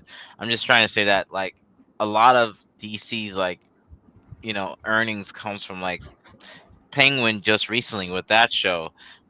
So like Batman sort of centric stuff is like really getting more rise. So getting this is definitely going to kind of maybe have people say, okay, maybe now I can try something a bit different because they've just been given, you know, just one thing that makes them money. Yeah, I know. I mean, Wonder Woman did make money as well. So. Well, yes. Can I ask you a question, Paul? Oh, sorry. Go ahead. Paul, so there's been talk that this movie, like the continued success of superhero movies, comic book movies, is going to hinge on this movie. Because if this movie fails, if Superman can't get off the ground, then basically the future of comic book movies is bleak and over. What do you think about that statement? So I know James Gunn is quoted as saying that this movie is super important for DC, in that if it doesn't succeed, then they're kind of done, like they're screwed. And for the most part, I agree with, like, it's rare now. Like every now and again, you'll see people come out. I mean, Guardians 3, I'm gonna just put off the board straight away because it's part of the old universe. But like, the only big banger of like a comic book movie that came out was Deadpool and Wolverine. Like every other comic book movie has underperformed at the box office. Has had mediocre reviews. Even Sony's is all worse. The Sony's movies. They're worse. But like I'm talking about like DC and Marvel. Like you know, like DC has been on a bad. Oh, dude, they've gone significantly worse since Endgame. I haven't made shy of this, except for Guardians 3. But like. And that's why I take it off the board straight away because it's a third movie of an old universe. Like everything they've tried to do new, like Quantumania was an absolute failure. Multiverse of Madness had parts of Raimi where Raimi was allowed to shine was great, and then they failed in all the other ways that they tried to make it Marvel or MCU based. And all the TV shows except for Loki have been really chronic. So it's just like, and no one cares about them. Like they're not talked about anymore. They're talked about in the moment, but they're not talked about anymore, which is the problem. It's like people talk about Winter Soldier still, right? That's my point. So yeah, I think for CBMs, and I think James Gunn knows. He knows that he's coming on the back of CBM fatigue. But then there are shining lights like Deadpool and Wolverine, where you go to that movie and people have a good time again, even though it doesn't take it too seriously. I think the problem is we've had a lot of terrible films, terribly written films, terribly written shows. Mainly by the MCU, yeah. That's because they've done quantity over quality, absolutely. But I mean, 4 hours of a Justice League movie that you know, like smelling. No, I'm talking post Justice League. Let's just say. Oh yeah, but I'm just like DC wise, like they've had the Suicide Squad, which was big, you know, but not as big as what it should have been. So I think people don't trust the brand anymore, and I think Marvel's also lost goodwill as well. So to answer your question, Jose, I think that this movie is a flagship character. There's 3 flagship characters for DC. Superman, Wonder Woman, and Batman. We've had the Batman, which was a success. Now we need a really good Superman movie And I do think we need a good Wonder Woman movie, and I think DC might be back on track. But this Superman movie, we'll talk about box office in a minute, because what we think it should make. I personally have an idea and figure in mind of what it should make for it to be a success. But yeah, to be honest, I can't believe I agree with most of what you just said. I have to interject because tell me about Kang. It's when people start with Nerdman. Small level. Let me interject to a small level first. Okay, No Man, and then does it affect your opinion of his strategy that he gambled the whole DC universe that he was going to set up on one movie? No. Rather than do it like how Marvel did it, for instance. Yeah, no, I don't think so. Because Superman has to succeed. They gave themselves 2 chances. Yeah, no, I think Superman has to succeed for DC to succeed. He's the flagship character. I'm not saying Superman doesn't have to succeed. I'm just saying, why not put out like 2 great movies, like one Superman, one Green Lantern, instead of like gambling the whole thing. Show? What do you mean show? It's like we're talking about film universe. That's what's going to make the money. I don't think so, man. There's shows that make money now. Like even on streaming, there's shows that make money. I think not $1 billion. Like no. But I don't think that. I don't know, man. I feel like we need a slow burn. If we rush, like you were saying the other day, it's just going to look rushed. And I didn't say the modern audience isn't ready for another Justice League film. I think gambling it all on Superman. And I didn't say Justice League. I said. What I'm saying, no, man. Gambling it all on one movie rather than I'm saying if you can't gamble on Superman, what can you gamble on? I guess. It sounds like classic Hollywood to me, taking risks. It can't always be Batman. It's good. Well, I think a character now. I know you guys are gonna laugh at me. I know there's the trinity of Batman, Superman, Wonder Woman, but I think the other characters like as much as I'm not a Green Lantern and Flash movie has to be important too. They're integral. They're important because like it kind of is a domino effect, right? Superman's important because of, say, if this goes off well, then you can do a crisis like with Flash and have that Superman, not that nonsense we have with that girl that played Superman. You're right. You know what I mean? So it's sort of intertwined, but I really believe that Flash and Green Lantern have not been utilized well on the big screen either. Again, we haven't had a Green Lantern. I'm not a Green Lantern fan, but we haven't had a Green Lantern in a while, except the show that's going to come. And I'm sorry, Ezra Miller is not my Flash. I'm sorry, he's not. Amen. So amen. Yeah, and that guy who plays the Hulk in the MCU is not my Hulk. Oh yeah, like is it bad that he's so mad that Edward Norton threw away a role of a lifetime still. He kind of impressed me with his Family Barbecue Hulk. I didn't hate him. Wait, I don't like Family Barbecue Hulk is trash. No, in the Flash, I thought Ezra Miller like.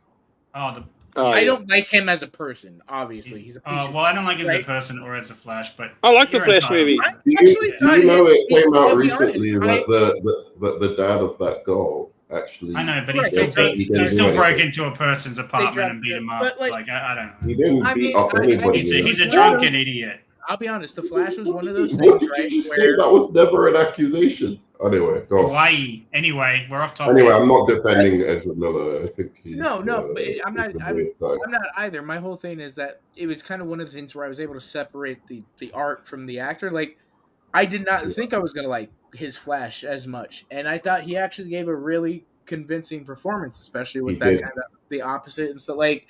I like I said, I was able to separate and go, I don't like you or think you're a good person or anything, but get off the coke. You know what? Shit. You weren't you weren't as bad as a Flash as I thought you were gonna be. That man was terrible. Stop. Get off he the coke. wasn't terrible at all. No, he was not terrible at all. Get off the coke. I'll tell you why people say he's terrible, because everybody's used to Wally West and this is Barry Allen. No, but first of all, Allen is. No, what are you talking about? People are used to Barry. They don't care about Wally. I got an entire generation that would argue with you on that one. That is No, literally they're begging to stupid. see Wally West. on They're screen. stupid. People always Call people them miss. stupid, but it's the same people Well, that are you're arguing that talking want to to see the John man- Stewart on screen over Uh, Tyrion. It's a generation. I mean, we're off topic. Alien like, TV, you're talking to the man who basically defends here's- every MCU casting. I do loves not. it, loves I do Kang. not. I do Loves not. Kang. I do not. Kang I was the do. man, wasn't he? He was. Wasn't He was. Wasn't he the man? He was He's the gonna man. save the whole. He's gonna save the whole thing. no. according He to was him. the man. Okay. Yeah, fine. Kang Save the King whole that got MCU. beat by giant ants. What a Whoa, villain. whoa. What a don't villain. start this now. Oh my No, god. I- Anyway, Yes, the fire rises. all You I guys remember when I was born in the dark. say was that- supposed to be the next Thanos level threat, and then he got beat by ants. I need to show something to everybody though. Let's just because we're talking about this universe, I think it's important that we bring some people in that have seen that have this universe, that love this universe, Is this Mike? respectfully love this universe. No, I'm talking about these people. So, have you seen a bigger downgrade in history? Is this the biggest downgrade in history? Oh, My Time to Shine Hello, who used to be a scooper and now is a simp. Look at this, but my Well, he was favorite part never is I voted. super deep. He put a. I wanted to say he put a poll below. Right, this is my favorite part. He put a poll below, and I voted in it just to see what it said, and he got ratioed immediately. Oh, 6 hours That is left. the dumbest thing ever. How is that a downgrade? Yeah. And then on people what are like, planet "No, is this is that a the biggest downgrade? downgrade in history." It doesn't even make This is sense. like You the haven't seen the worst film yet. fucking It's account. Right, That's right. true. This is accurate. That is kind of a downgrade, I'm not going to lie. I never saw that And show. this guy is just he makes up. That's things. accurate too. That's a good one. Yep, Because that's of- accurate. Jeez. Accurate. Hey, Ford. Okay, so Paul, do you maybe wanna this guy talk about- isn't as bad No, as he isn't posting. He these. should People have are used. going, He should have people are used. going- He people are should have going, no, used the these are the Justice biggest League version downgrades of in the history. Joker. He should have used the Justice League Oh, version God, of the Joker. Nerdman, Zack Snyder as the.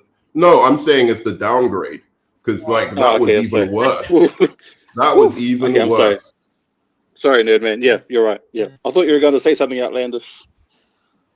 No. How about a reach No, around? they're putting out their takes. Other people are putting out their takes of what they think are the biggest downgrades in history, and it's this is what No, it I is. agreed. I agreed with him on the Joker one, but I just think Oh, it was absolutely. even worse in Zack Snyder. Well, This the one's hair accurate and as the- well. On a dumb film shit. that is going to Oh, bomb God, on release. Don't even get me That started is so on funny that Ooh, they this is actually didn't give small people roles in a Roles, film. One of the only films. As if They they made don't these get weird- All like, because These one weird small Uncanny Valley famous actor CGI decided gnome to people. fuck it up for the rest of small Seven- Party. Seven dwarves would have had jobs. Everybody, let's give a round of Peter Dinklage for fucking every small person Yep. actor, and Yeah. round of applause to that is political Oh, look at this. correctness. This is because we don't want to be the Absolutely run stereotype. amok. Just for Tim, this is accurate. It's a downgrade from these two. That's a downgrade all the way. Yep. I don't even. I don't think they were ever What are good, to be those? honest. Those movies, Oh, those God. Scooby-Doo movies. That's That's true. a downgrade. That is That's so a true. But Oh, what that sucks movie is though bad. is that that was actually a pretty solid cast. It was a sad downgrade. It was like you yeah, had it's a Michael solid casting, Keaton, but terrible. you had terrible. Jackson, you had Yeah. fucking Gary Oldman. Did you watch that movie, by the way? Yeah, I The- did. The RoboCop movie, the I did. remake. Yeah, I didn't Yeah. remember it being that bad. I don't remember don't anything hate about it. I'll But be I don't honest. remember it being I'll that be bad. honest. Dude, it suffers I can- from remaking a movie that's very much beloved. Like It I don't suffers think you from can- that, and it suffers from one of the biggest things at that time, which is we're going to turn an R-rated film into a PG-13 one to mask the audience, and Yeah. it did not work. Like RoboCop, that it's known for being really? rated R, bloody fucking Paul Verhoeven violence, you Yeah, know. people killing people. And they literally turned it into a PG-13. Acid, the very- acid bath, man, that dude takes. Like, that was their big downfall, is not going all the way and saying this is R-rated and going to be for a certain audience and stuff. It's but it was tried to that, appeal to you know, the masses. dude, Austin, it was like time in Hollywood when they're like, oh, these movies have succeeded as R-rated, so we're just going to make it R-rated and put the F-bomb in it and not do the violence as well. Like, it was just stupid. Like, at least that's something that Deadpool did actually well. It's like, I'm going to put the violence and the F-bombs and the humor into this movie. Like, so I just feel like... Well, there was a few films. I feel like, obviously, RoboCop, that one, and then the other one I can think of that did that was, like, Expendables 3. You had a very successful R-rated franchise, and then your idea was, let's appeal to the masses with PG-13. You killed the movie, you killed the franchise, and nobody went inside. You know, it was like, okay, just stick with what works. Let's talk about what we think this movie has to make in order to be seen as successful. Right. I'm going to start. Yes, I think this movie needs to make $800 million or more. Okay. Who's next? Roger. Me? What do you think, Austin? What do you think? I'm gonna go right under you. I think that's a great one, but I'm gonna say 700. I'll honestly go as low as 650. I think it needs to make Man of Steel or a little bit better. Also, I think a very big part of this is, even if it doesn't make those, like say it makes 500 and it gets great reception from the audience and critics, I think it might still survive. What about you, Novan? I just think it's a silly question. For me, like tinfoil hat. Tinfoil hat. If you had to just it's framing it in this way. Like, look, it needs to make its budget double. It basically. does. It has to make a certain amount of money. Gunn has said it needs to make its budget double, like any other movie. Yeah, but that's not enough to make it successful in box office. Well, but that's the thing. That's why I said, like, even if it's 500 million, I think they might still allow it. It's got to make some money, right? But I do think DC that is so in the fucking trash, right? Like, I think I think it's because of the management more than the films. But like, I think it is in the trash. But rightly so, because the power was managed. A bit of both, but I think the MCU is wildly overrated as well. But my god! But it was managed really well. No, but the thing is, it was managed. It was managed really well. I can't take away from how they managed the actual, this universe that they produced. But a lot of it is garbage, and a lot of it is worse than some of the DC movies that people did. No, it's true. I would take Shazam 2 over every single MCU movie that came out. I'm Michael Jordan. Stop it. Get some help. So full of it. Apart from Guardians, I would take Shazam 2 over every MCU movie that came out that year. You're just that year. Shazam 2. Okay. I think 2023. Okay. Go ahead, Jose. Let me just look at this. So I'm just thinking a little bit about the past with Batman. Before Batman Begins, which is my favorite Batman movie out of all the Batman movies, Batman's name was in the trash, probably a little bit more than Superman's was with Batman and Robin, Batman Forever. But that movie made about $384, and then the next one went on to make $1 million. But there's a lot of things in there that came out like 2005. That was ages ago. Can you imagine if this movie made $1 billion the first movie out the gate? There's no way. How much hope it would bring, not just to Superman fans, but sort of to the comic book genre. I think that's what we would want because of the studio. I don't think it's realistic. I think that would be so amazing. I don't think that would happen. I think it would. I think about 750. I think 750 I'll be honest, 90s in the awesome. With 90s in the critic score, 90s in the audience score. If you get that kind of reception in box office, I think we could all jump on the DC train. I think it could make $1 billion, but I do worry that DC's reputation might precede it, even if it's really well received and all of that kind of stuff, it still could just impact it. Because I think if we're being there's realistic, people who just won't give DC a chance. I think if we're being realistic, it's gonna definitely impact it. But I think that's part of the thing of like, so the way Gunn kind of put it, right, is like, yeah, if it completely fails, then yes, we're not going to be making any more movies. We're going back to TV. My hope is that there's some stipulation in there of that, like, it doesn't necessarily fail, but it makes some money over budget. Let's push forward, see where it goes after the next two. We'll evaluate from there, and kind of take it kind of step by step at that point. Yeah. But I think for sure we have to expect that there's going to be a lot of people that either don't know or understand that this is a whole new universe. We're starting over. And like The Flash was only a year ago, right now. So that's to be expected. I don't think this movie's going to make $1 billion. I think we'll be lucky if it crosses 500 million. It's hopeful to say I want it to make 800 million. I really do, but I think also my hope is that it comes close to Guardians 3, which was upper 700s. Yeah. And that's going to be a lot because of Gunn is involved and different names and those types of things. But Guardians make 800, I thought. Maybe. Guardians 3, made close to 800. Yeah. That's because it's the remnant of the old universe before Endgame, ended Marvel's career. Right. Before they ended their own career, mind you, hiring. I have a question after this question, but we'll do that. So what do you think, Warren? What do you think this movie has to make in order to be successful? I think to be successful, it has to make 700, but it'll peak. If it peaks, it'll peak at 850. Yeah. I don't think it'll make more than 850. Now we've seen. I'm just before Nerdman, gets a conniption fit or gets a heart attack. We've seen how Wolverine Deadpool was supposed to only gross 800, but it went over its mark. So we might give these low numbers and it might actually perform.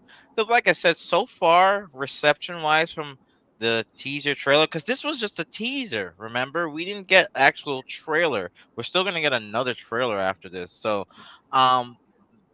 if it keeps building up, people are. I wouldn't be surprised if it has a great opening weekend. Then it's gonna do good numbers. That's what's gonna determine really how it goes. I agree. And Bradley said, because he can't talk right now, he said he's with Austin. 500 max to move forward, but really 700. I think. I have a question for you, Paul. If we're done with the numbers. Yeah. Just looking at 2025, and we'll have Marvel and DC sort of in a versus match with Marvel's got Thunderbolts, Fantastic Four, and Captain America: Brave New World coming out next year. We're just taking a wild guess here. Where do you think Superman will land as far as box office success in that lineup? You mean those three? Superman, including the Marvel movies. Yeah, I think it'll beat Brave New World because no one cares about that movie. It has no hype around it whatsoever. My God! All the reshoots, all the reshoots. Well, now they did it with the audience, and apparently the audience hated it. So they had to do all these reshoots. That's. Do you think that will stop MCU fans? Do you think audiences hating it will stop MCU fans? Look at Warren already going. I'll be honest. You have people like Warren. I think that Superman will beat that movie. I think Fantastic Four. I think because it's new and people are Pedro Pascal, even though I hate him being in everything, he'll draw a crowd. I think, the star power of Fantastic Four will probably draw people into the cinema. It depends on if it will have legs or not. Depends how good. Wait, are we talking about what's going to beat Superman or not going to beat Superman? Fantastic. Oh, where Superman will sit? I think it'll be below Fantastic Four, but above Brave New World. Brave New World, I think, is going to bomb. I don't think it's going to make its money back. This is What about this is where- Thunderbolts? This is my Thunderbolts, no one- one cares either. That looks like a Suicide Oh Squad. I'll be my honest, god! Yeah, eat Jesus it, Warren. Christ. You see, Oh you see what I'm talking about? I You see him. push back on that because you know Get I wrecked, already- Warren. Paul, I'm not. you know I already agree with you as far as like the look and the quality of those films look like. Oh, Get Lord. wrecked. They look like ass. But- Except for I'll- Fantastic Four but- has like a but- nice nostalgia retro. but- I'll wait. look to I'll it. wait for my turn. Yeah. Let's I'll wait give for my Marvel the benefit of the doubt, right, Paul? And let's say, right, again, big benefit of the doubt, but let's just say they were shit trailers, but that movie opens and everybody loves it and the word of mouth spreads.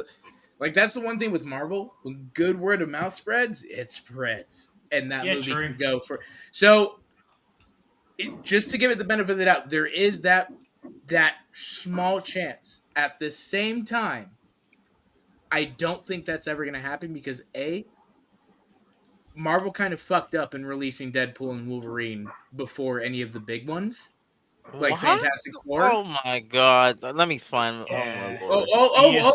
Wolverine! Hear me Well, I out mean, because you see because what I I promise mean? you, Wolverine. Go ahead, Warren. Jesus will not be Christ. able to- What I mean. Wolverine, you When I won't be say able to when I see argue these this. MCU fans come out at night, these people don't believe me. You're gonna Look- have you're gonna look have at Warren's- look what you can happened barely last take Go year. ahead, Warren. Right, you had Deadpool, Wolverine this year, and you had Guardians 3 last year. The only two Marvel films to get great reception, and I'm That's talking not great true. reception. Multiverse of Madness got good reception. I said great. What? It did. It did get good reception. What are you talking That's about? not true. What I are you said talking great. about? Great. I said Oh, great. okay, great, fine, sure. Well, semantics. the but go only ahead. two Marvel films out of this new saga to get great reception has been Wolverine and Deadpool and No Way- Guardians and No Way Home? Guardians 3. No. First off, that's incorrect. That statement because Guardians ended with that phase. Remember, Deadpool Wolverine starts a new phase. No, Guardians Yes, 3 is no, in the check new it. phase. No, it's not. What are Do you you talking not about? remember that Phase- Gamora? hang on, Do you what not phase are remember we that up to Gamora now? is I replaced forget. and this So is many. after Endgame? Whoa. Of Warren, course I know why that. are you so sad for? Look, you're getting 3 MCU movies next year plus a No, DC no, no, MCU. You're no. getting, but No. see, this is You're my getting a issue. You're DC getting 3 MCU This is MCU movie. You're getting an movies next MCU misinformation. year. Superman as Wait, You're well. getting- hold up a but this is second. the Yeah, big- I'm the getting big thing. You're this getting- is misinformation. That's not true What? because it is misinformation because that Guardian story. Misinformation. Yeah, the Guardian story ended, and that story was ended. Deadpool Wolverine starts the new phase. There's literally a new No, phase. it doesn't. You know what starts the new fucking phase? The movie that came after Endgame starts the multiverse saga. Yeah. Now, the That big doesn't thing with count Guardians anymore. that- That does not count It anymore. doesn't count. Sorry, They- Wolverine. No, I'm not it's- going based off what you say. I'm going based off what Kevin Feige and Bob Iger say, and that's Did you what they watch? say. No, in Deadpool Wolverine, he even said Deadpool even said it in the movie multiple times. They cannot do a multiverse movie. They've already messed it up. Did you not watch the movie, or are you blind? Are you Anne Frank? Like I don't know. think you understand Well, brother. Are you are you deaf and blind? Because that's what he literally said. They messed up. They I think can't you do it. are because you either misinterpreted that entire. That's movie, not misinterpret. That's not this phase ended. The phase ended with that. They The even multiverse saga started after Endgame, and it's still going. There's no. It's not phase going. That has It's not. ended. It. Smoke weed every day. Smoke weed every day. No, it's Just not. keep saying Kang to Warren. No, I don't.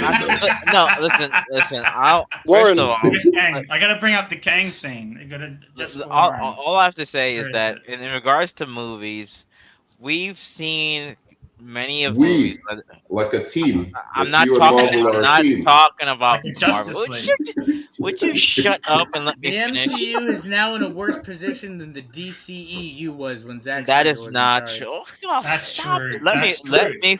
finish, Dude, please. literally, the head Let- of Disney's like, we need to slow down on these movies. and Literally, No, the head of Disney Can came I out of get a retirement word to save the damn in? You company. just keep talking and don't shut up. Thank you. Please. this man doesn't shut up. Like, I'm not disagreeing with you in that regard. They've come out and said the quality's bad. I've said some of the quality has been pretty bad. Hence why they only did one movie this year. What I was going to say. I want tape. I want videotape evidence of that. They only did one movie this year. They're gonna follow it up. Can I finish my thought? Can I finish my thought? You just keep. That's so stupid. But you know what? They do it. They want to promote it. They want to get. Dude, there's the videos on Twitter. They post videos. Well, they're not videos. They're like extended GIFs, but of the comic books that are coming out every new this week or whatever. And usually what I do is I download those and I post those on my thing. Whenever there's a movie or whenever there's like a TV show or whenever their hype machine is in overdrive, they don't post those videos showing what comic books are coming out. It's like they forget that they're putting out comics because they're so busy just doing all of this shit, promoting all this stuff. So that just threw me. I don't even remember what I was saying.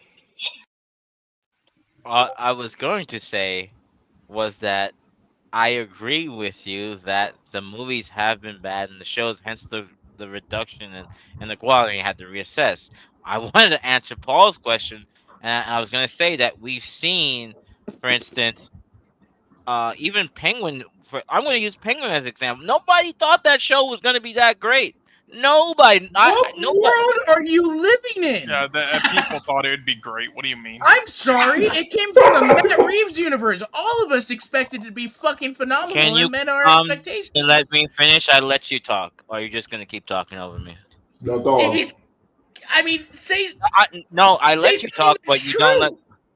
But you don't talk over somebody. That's what called conversation. I'm sure. Oh no, wait, hold up, nerd man. That's what conversation is. I let you talk, so you get your opinion, and I don't interrupt you. So can you do that? Can you be courteous? That's I know that's crazy. My opinion of. But you constantly interrupt. You don't. You're not living in reality, but sure. Let him get his point out. It's not about living, or it's just being respectful. That's all that's called. This is a street. I know that's crazy. You can roll with it. I do it all the time. Are we going to do 20 minutes of this? Come on, let him get his point out. Bro. Yeah, Ruin, just get it out at this point. My point was that we're talking about how... My point was there's many times things have been said it's bad, but then the audience answers with the tickets. They answer at the box office. We don't know what it's going to be like. They could say, oh, it's bad. I'm not saying Brave New World is going to be $1 billion movie. I've heard the reshoots already is a negative in the profit margins. I'm not dumb about that. Come on now. Now, if we're talking about movies that's going to be, I'm pretty sure Superman is going to beat Brave New World because this is not the Captain America Steve Rogers. It's not Sam Wilson. That's just a fact. So I'm putting Brave New World under that. The movie I think is at the end. Superman's probably going to be third once people get that. But the Marvel movies are going to be on top. I just don't see that movie making $1 billion. The dying Marvel universe will be on top. What other movies are coming out next year besides Superman, though? What other movies need to come out next year besides Superman? That's not. I'm not trying to compare it. I'm asking you legitimately. That's the only. So what? There's nothing else to add to that. The question was, is it going to be top? I said it's going to be probably third, just because of what you even said. It's going to make 500 million. That means that most Marvel movies, even when they're bad, make about 450 million, right? Therefore, it's gonna be less than the Marvel. That's just the fact. But they're more expensive too. I've heard that this movie is actually not that expensive. No, you're right. You're right, Paul. Yeah, they are. I'm just answering a question. You said what's going to be in the box office. To be fair to Warren. That's what I mean. It doesn't matter how much their budget is. We're not calculating their budget versus but to be fair, like even then, if it makes 500 million and the Marvel movie makes 450, see that Superman still comes in over. Like again, a big part of what's going to determine Brave New World and what I think the rest of Marvel is how good that movie is. If it's shit, and the word of mouth goes out afterwards that it's shit, just like Ant-Man and the Quantumania did in that movie, then Thunderbolts is gonna hurt and Fantastic Four is gonna hurt. I don't think You I don't would never come count off out of Hollywood Love and Warren. Thunder and all these shit Marvel movies and Marvel TV shows like Secret Invasion and Agatha and all these that I'm sorry And they are put them utter to number crap. one. And then I'm go. not And the advocating those shows, Winter though. Soldier. I'm not let's put out advocating. another. You know, And I'm these not advocating those MCU shows, though. raccoons, like dwelling in the night, got those to number one. No. Number one every time. So I don't Nerdman. count MCU out for a second.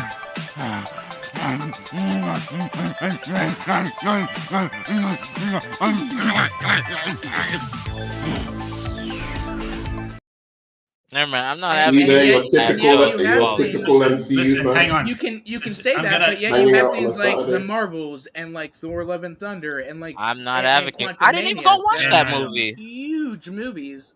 Yeah, I Don't didn't lie, watch the Warren. they were movies. terrible. Yeah, they I didn't watch tarnished the brand. Don't lie, Warren. No, Like, Don't if lie, Not Warren. only did they America, tarnish the Brave- brand, they if hurt. Captain America: Brave New World tarnishes the brand, it isn't good.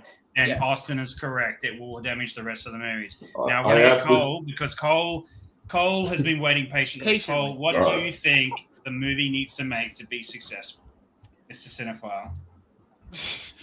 Well, I mean, I think as long as it makes at least like around 600 million, then yeah, we'll continue to be like considered a big success. It would have to be around, as you said, 850 or 900. I mean, it could get $1 billion if online marketing and everything's done right. But you know, the previous like universe baggage and mentioned casuals like not knowing things and like the new Suicide Squads. That's the thing. Like, will they really know like if the previous films that aren't in this new universe now, will they even like know about all that? Or because it's only been like a year and a half afterwards, so will they still believe it's like all part of it and then be like those films were shit, so I'm not going to go see this? And also with all the other releases at the time too, I mean, as much as like the Jurassic World films and others were shit, they still made $1 billion, so I mean, I'm sure it's still going to hurt it in some way.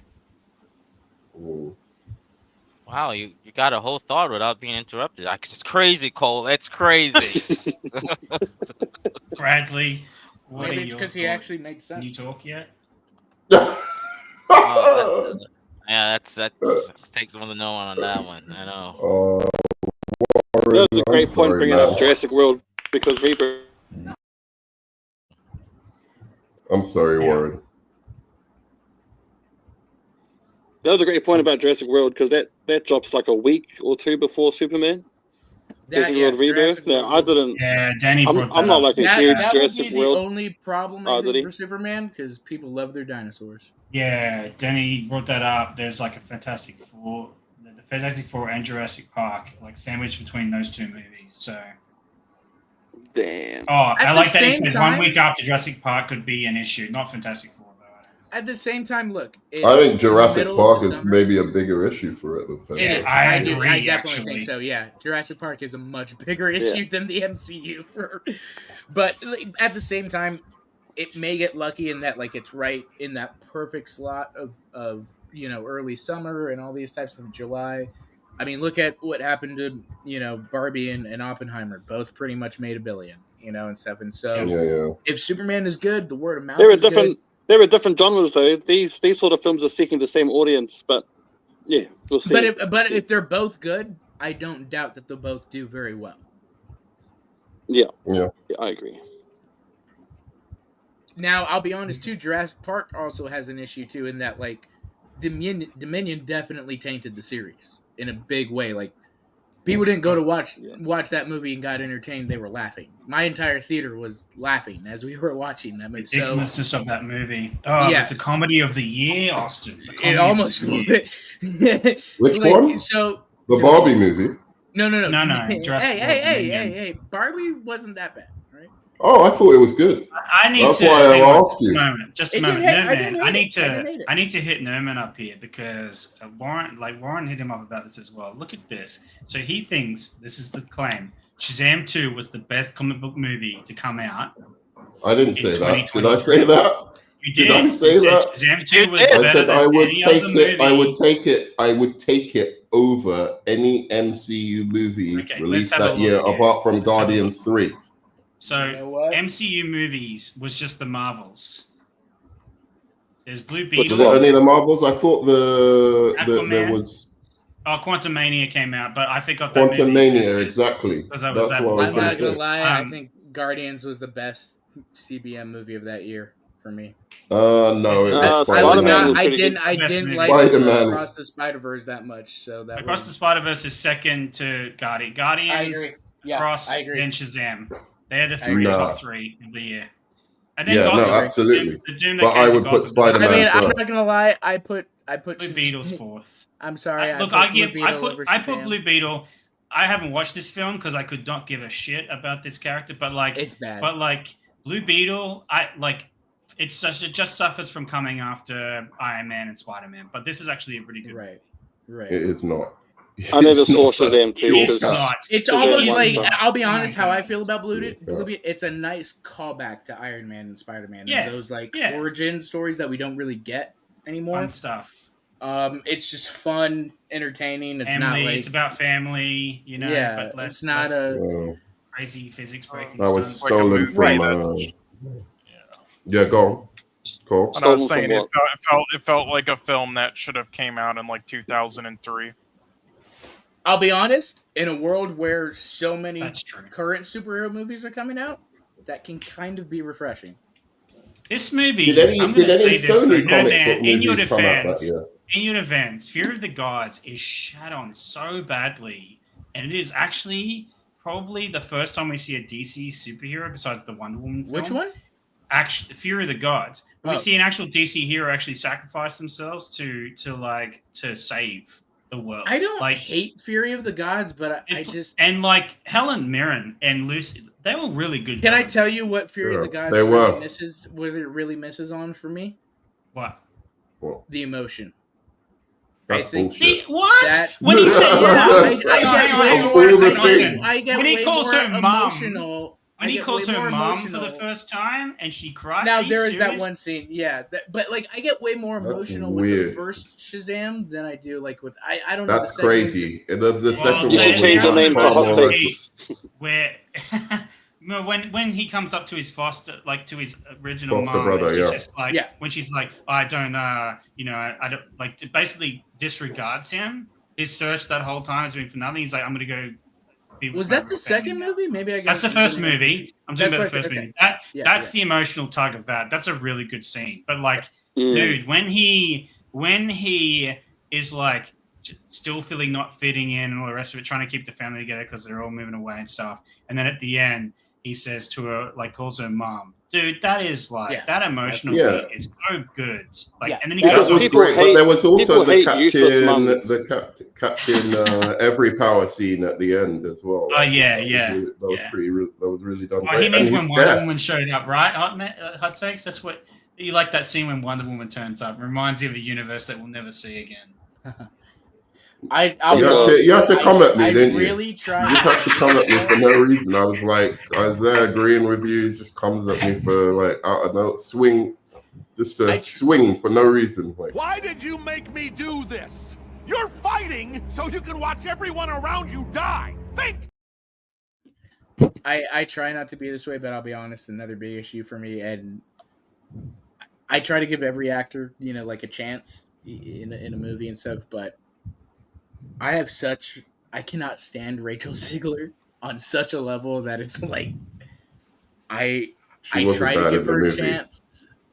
she wasn't bad at the movie. Whatever you want to say about her personally, she wasn't bad. Yeah, in the movie. like she's an idiot outside of that movie. I hear like, ya. a No, complete yeah. fool, and she's destroyed her career by And that's opening why her I'm saying- mouth and saying that's why I'm stupid saying, things. like- But yeah, like That's why I'm trying to be like, She wasn't great, but she wasn't Right. she's bad. not, She was the just she's in a not row. terrible in the movie. She just That- does her Serviceable. part and leaves. That's why I'm trying to say, like, I'm trying to preface it where it is for me personally. It's more of a nitpick.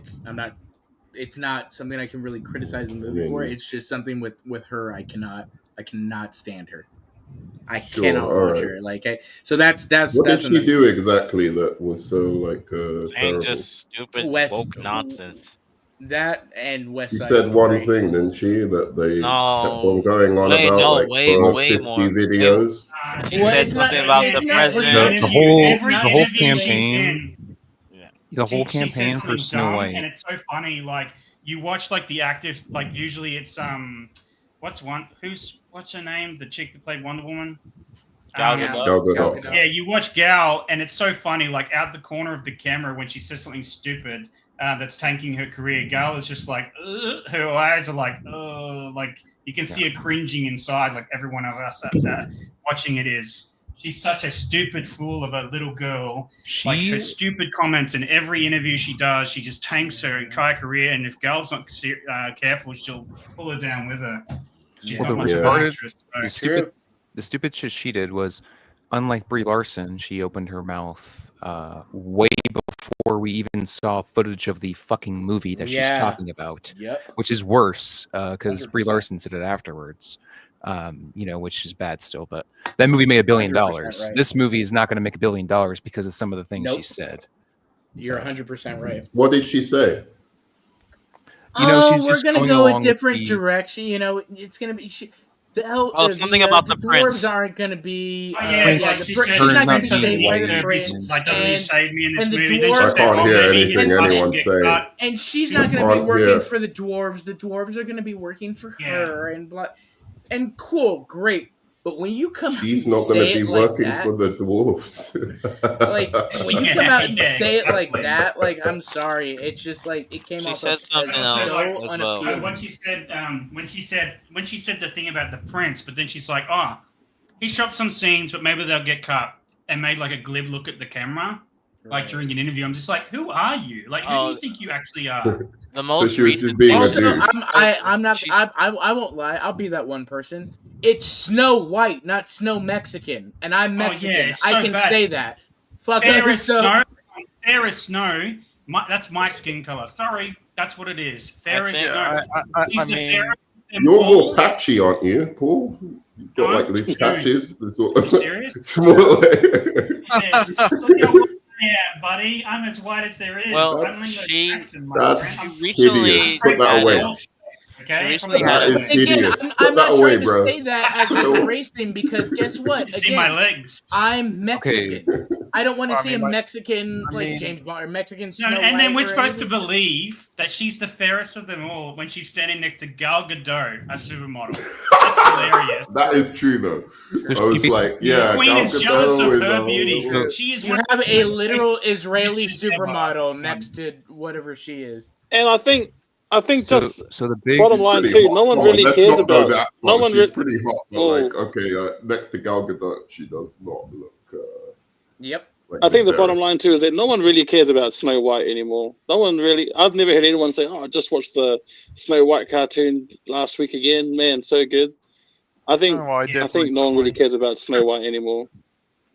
No, that's the thing that remaking these cartoons. Nobody cares about trying it. to modernize them. It's like no, there's no need to modernize these cartoons. They don't exist today, or they can't exist today because some prince kissing a girl offends the feminists everywhere. Then just don't remake it. Nobody cares about it until you remake it in a way that's like very obviously trying to force a narrative that was not one of the original.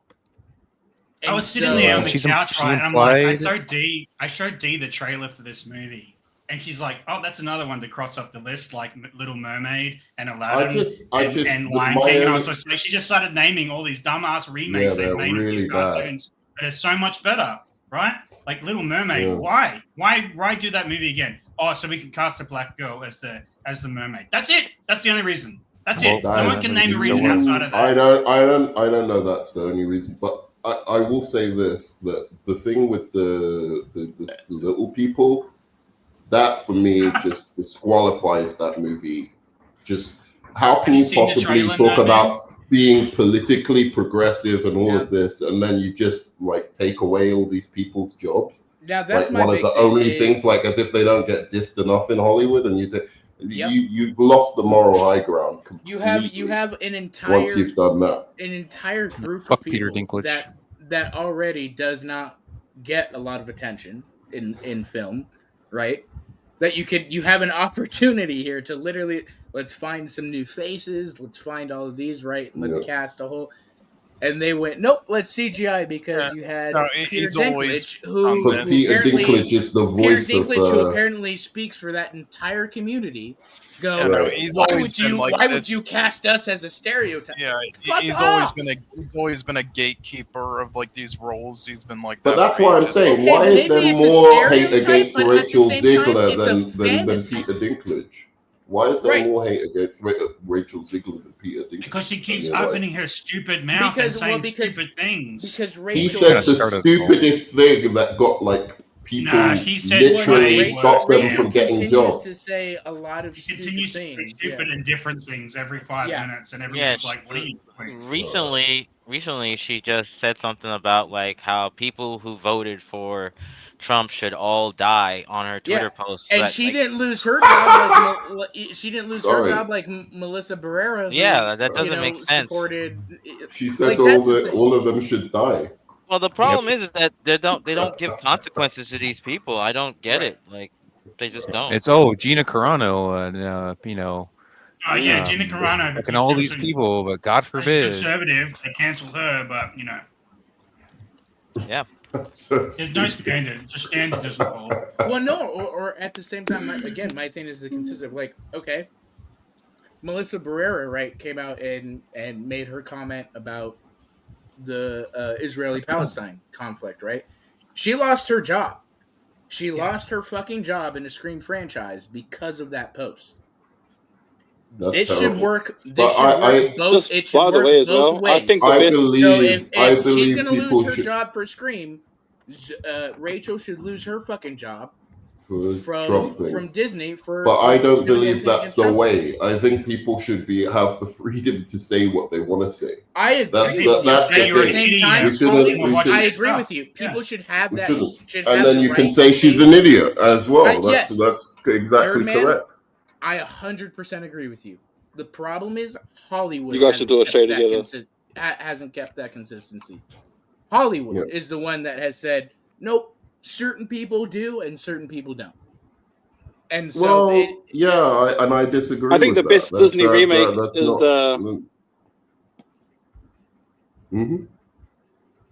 Go on. The best Disney. I think the best Disney remake, if you haven't seen it, I think the best Disney remake is Cinderella.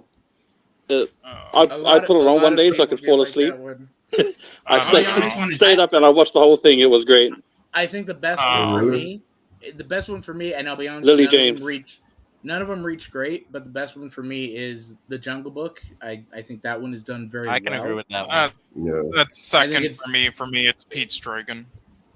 Yeah, Jungle Book is done well, and it tells the story originally, but also, people like me and all of us that have seen the animated and know the story kind of adds a couple new things in there and stuff to it's not the Lion King, right? That's just a direct remake. And so, I think Jungle Book. Beauty and the Beast. Or Beauty and the Beast, yeah. But with that, guys, I do gotta head out. I appreciate you, Paul, for having me. Yeah, man, shout yourself out. Check out Borderland Studios or Alien LV 1023 on Twitter and X or Instagram. Borderland Studios, we got our new short film out, and we're gonna have a couple things out before the new year. Top 10 Nosferatu review and a couple things, and then Ridley Scott retrospective and stuff. So check out Borderland Studios and all that. Nice. Good stuff. Appreciate you having me, man. We'll see y'all later. Later. All right, Bye, peace. babies. Yeah, I do have to go soon as well, but I did just want to kind of comment on that real quick. I mean, that whole Rachel Zegler thing. I do think at first people were kind of like over hating her on it. Like, I do think, she said something dumb, but I don't think she like deserved Brie Larson like level hate just because of that. And then they like made up lies saying she's like a terrible actor and everything, even though she really isn't, has been in good roles. And, and also because it could have easily just been like people working with her, like telling her to say those things. But recently after other things, she should have probably gotten that treatment. But as also for the Snow White remake, I don't have an issue with them like casting somebody of a different race personally. And also, yes, well, you compare to Gal Gadot. I mean, you could also say the exact same thing with how the Queen looks in the animated film compared to Snow White. And also, while they're different races, I think, with how she still looks, and also, like looking at her other performances and everything and her style of acting, it's absolutely nails how Snow White in the animated film is to a T. My biggest issue is if they're going to do that, then, as I said with the others, change it up. But they're not. Besides the race swap, they're like trying to do it to like a T to the original. So if you're going to do that, then you should then also be accurate to what it says in the book and everything, and with her skin. But they should know. Was Showgirls a Disney remake? No. What? Anyway. Are you talking about Showgirls with Lizzie Berkley? Yeah, it was like You're right. that was my favorite one. It was my favorite animated one. You want to buy some death sticks? You don't want to sell me death sticks. I don't want to sell you death sticks. You want to go home and rethink your life. I want to go home and rethink my life.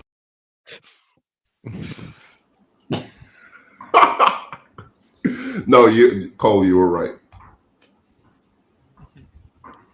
You were right. Yeah.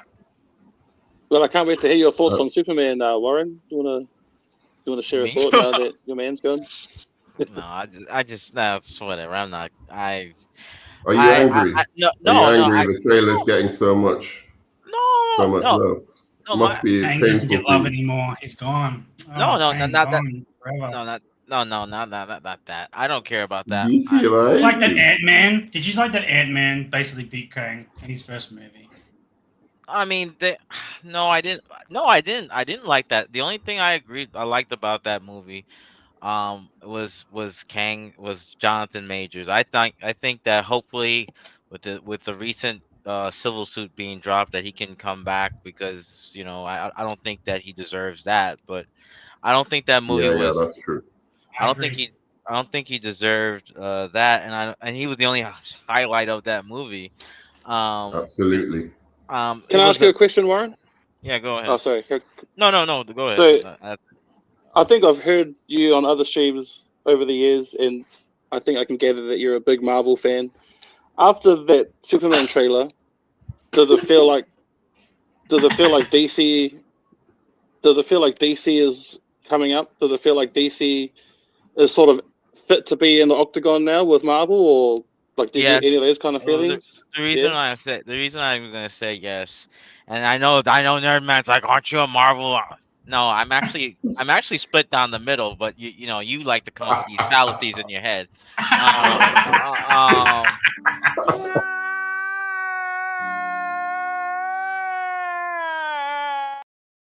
With how Penguin did as a show, and with Do you watch it? Yes, I did. I thought it was very good. With how Penguin did, and with how the trailer reaction, if they keep producing stuff like this, Marvel is in a big issue, because Agatha. I didn't watch Agatha. I didn't think Agatha. First of all, I didn't even agree with that show when it was brought up in other streams. Like, I think with Bob was there. Like, nobody cares for Agatha. Like, I don't understand. But people were obsessing over Catherine Hahn. Like, I agree with Paul. So many shows just shouldn't have been made. They just kept spewing All of nonsense. them. Let's not say some. All of them. Some. Okay, that's just happening now. You're going to maybe two of them should have been made. Okay. Here, listen to me. Loki, absolutely. Loki, all right. I'll give you Loki, and I'll give you what else? Which else? No, none of the other ones. I don't like any of the other ones. I don't think. Okay,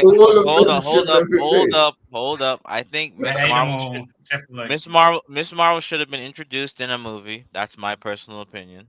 Oh yeah, I didn't watch that, so I can't say I hate them all. There's ones I didn't watch. I didn't bother with Miss Marvel because I'm not interested. I didn't watch She-Hulk because she was a feminist. I didn't watched watch half of She-Hulk and stopped. I stopped watching MCU. And Paul heard when I said I stopped, because I said that's not the She-Hulk. So Paul knows that I'm consistent, And You actually watched an episode of I watched up to episode 3 and then I stopped. I said, "This is not She-Hulk." And then the problem that I think Moon Knight was a big potential, had lots of potential. The problem Oh, is yeah? they didn't go rated R. Now that Deadpool, Wolverine, and we have shows like Penguin that's rated R and getting graphic, you can do Moon Knight properly. They didn't. Like they did Moon Knight like a Goosebumps where anytime someone got beat up, you saw the after effects. Like, what am I, 10? Like, what are you doing? That's the problem with Moon Knight. Do you think that the Penguin is do you think that the Penguin is better than anything on Disney Plus? Yes. I'm not stupid. Yes. It has good writing. Wow. Clip it has that. good Clip that. He Yeah, will never say no. that again. Because No, he's no, I was cornered. I'm not backed cornered. into a corner. He has to say it. No. Okay, first of all, here you can clip it. Here's why Penguin I'm does only what joking with you already. No, I Come know on. that Penguin does what Sony's been trying to do with solo villain movies is establish a character and make you like him or hate him, and they did it in a series with a character which I would say Penguin is kind of top. He's definitely top 10, but he's not top 5 for a Batman villain. They Right? did it better than Black Adam too. Black Adam tried to be friendly.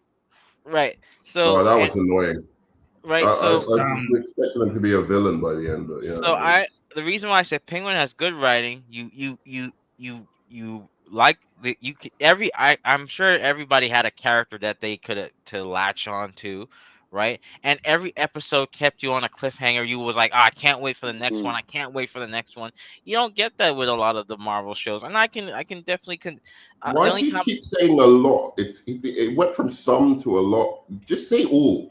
Just say all of them. You know, it's like because all of them aren't that bad. There's one. You're saying Loki. Like I can see what he's saying. So like, is anyone talking about these shows afterwards? Going, wow, do you remember that show that came out 2 years ago? How good it was. Like honestly, Loki keeps getting brought up. Loki's the only one, and that's because that's because the last season of Loki has direct ties to fixing the gang issue of their redirection because of what happened to Jonathan. But like, I think like that's the only reason why. Like everything else is going because of Hiddleston. Like Hiddleston is the star power behind that show. So like, I feel like that's the only reason why. No one cares about Falcon Winter Soldier. No one cares about She-Hulk. She-Hulk has even been taken off Disney's main like banner now and replaced with Deadpool. Like they don't even think that she's a viable product anymore. Like I just think like a lot of these TV shows, no one cares. No one cares after they've been done. Whereas like they're not getting the same level of like Breaking Bad. To be fair to Marvel, even Friends has like a big fan base. Yeah. To be fair to Marvel, Anyway, I feel like there's a bit of hype around Daredevil. I feel like Daredevil might change the course of how Disney Plus is looked at. Maybe. I don't think they can. There's a lot of hype behind Daredevil. I'm worried about that.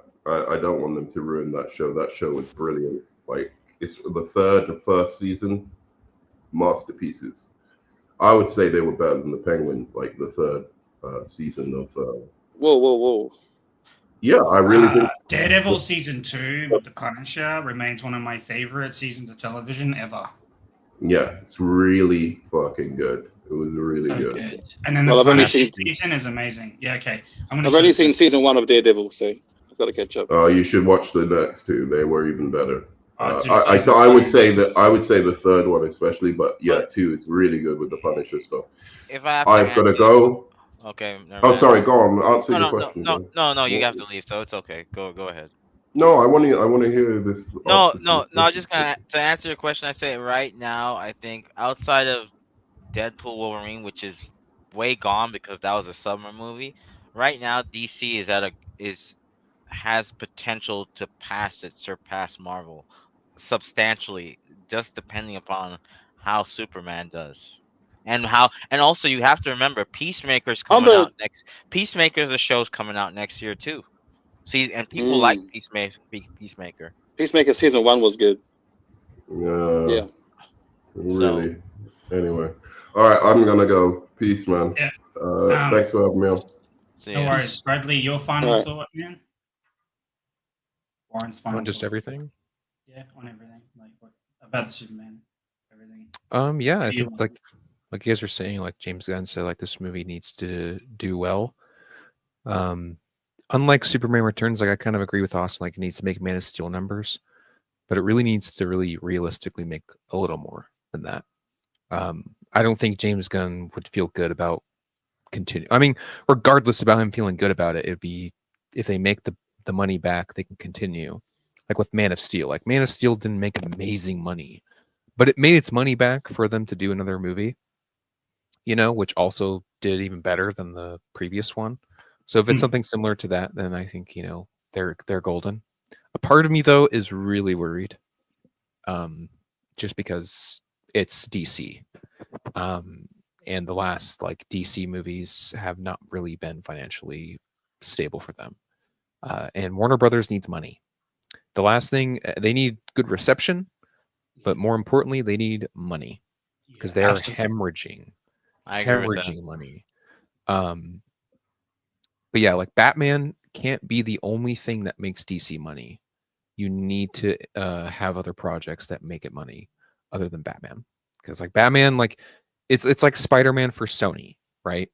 Like the amount of money they made combined with all the shitty Sony films that they made, they could have made in one fucking movie with Spider-Man in it, right? So Warner Brothers is not in the business of making cheap movies to get to a certain place just to make money. They need money.